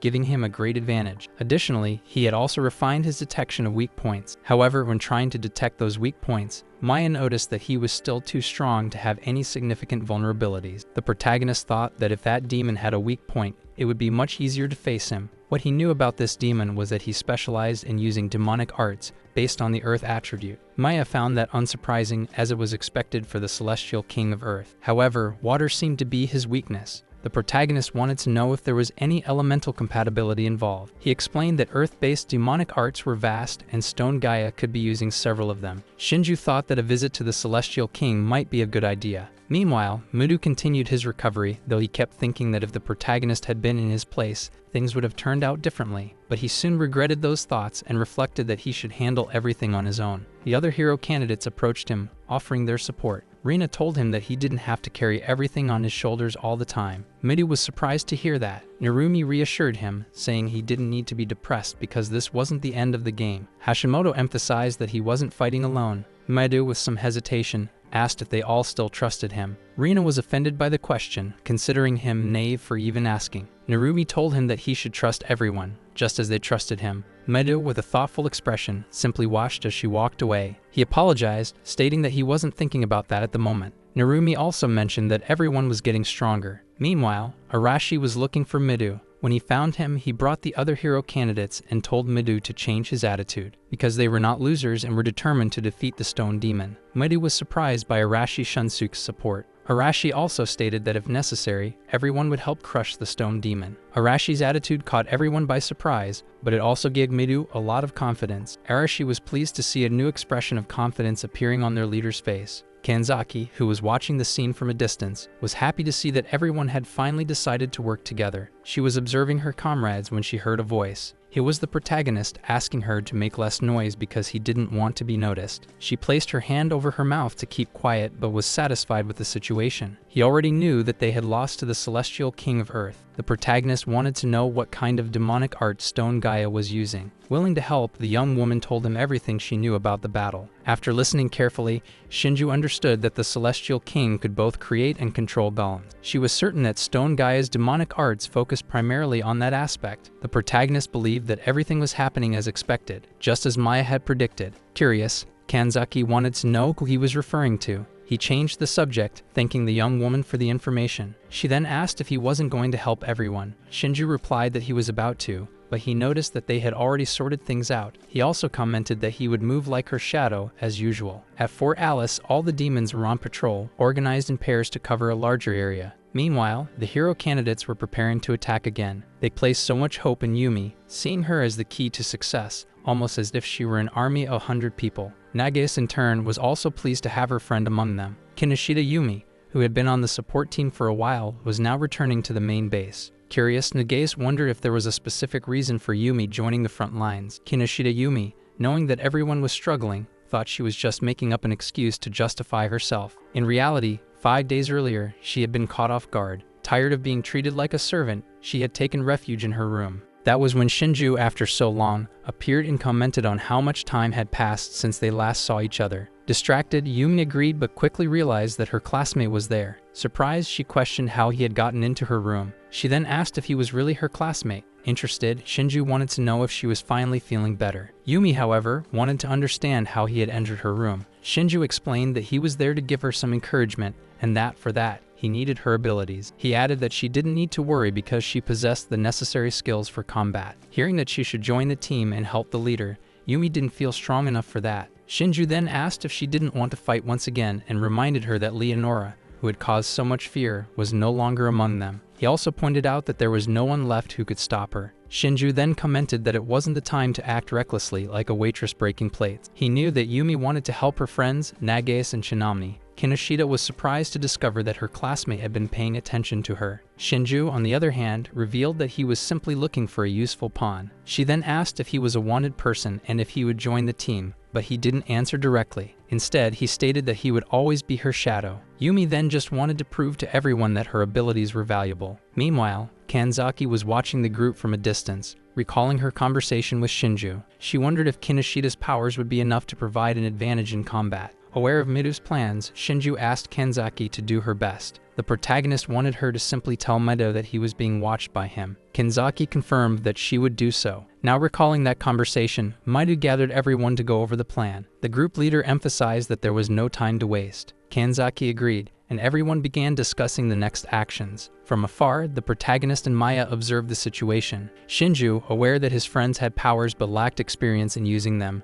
trusted that their growth was only a matter of time. Shinju's plan was to help them as little as possible, providing only occasional hints so that during the battle, they would learn to act on their own. He knew that his friends had powers but were still inexperienced in using them. The plan was to assist them minimally, even by offering only a few tips. Shinju wanted everyone to be able to make their own decisions during the battle. From atop the fortress walls, the demons in Fort Alice couldn't understand why the humans still insisted on fighting. Meanwhile, the human troops prepared to attack again. Captain Amelia announced that it was the right time. She instructed everyone to charge forward with full force to secure victory. The demons believed that the humans had learned nothing from the last time. Following Captain Amelia's orders, all hero candidates were to clear the path. At the same time, the demon soldiers had a mission to eliminate all invaders. The battlefield had now become a chaotic scene, with hero candidates and demons clashing. Mido, looking up at the tower, knew that was where the Earth Demon was waiting. Indeed, Stone Gaia was awaiting the arrival of the hero candidates. As the battle unfolded around Mido, he remained fixed, staring at the tower. Stone Gaia simply waited for the candidates to reach him. Suddenly, the tower's door was blown apart. Arashi and the others had finally arrived at the place where the demon leader was. They saw that he was already prepared, accompanied by his golems. Taking the lead, Mido stated that everyone already knew the plan. Meanwhile, the protagonist and Maya observed from a distance. The candidates facing the Earth King were more confident. Even with several stone golems waiting for them, their confidence did not waver. Mido was also more sure of himself. He ordered his team to begin the operation. Nageus wanted to know if her friend Yumi felt ready to carry out her mission. Determined to help, the young girl activated her water element. With that, she began manipulating the water against the golems. Stone Gaia was surprised by the new hero candidate, but his plan was working. With that advantage, everyone was getting actively involved in the battle. The stone golems were being destroyed with ease. Mido and the others took the opportunity to subdue the golems and gain ground in the fight. As the golems were dismantled, they noticed that they struggled to reassemble, and when they did return to their original forms, they couldn't maintain them for long. This situation provided emotional support for all the allies. The Earth Demon realized that in the last battle, there had been no users of the water element. Now this was a situation he needed to deal with. Shinju was very pleased with Maya's insight and anticipated what would happen. She had said that once the joints were wet, the golems would become harder to control. Mido then encouraged everyone to keep fighting the golems since, once wet, they would take longer to recover. Yumi was determined to do her best to help. She created a massive wave of water, enough to hit all the golems. The expectations of her fellow hero candidates grew,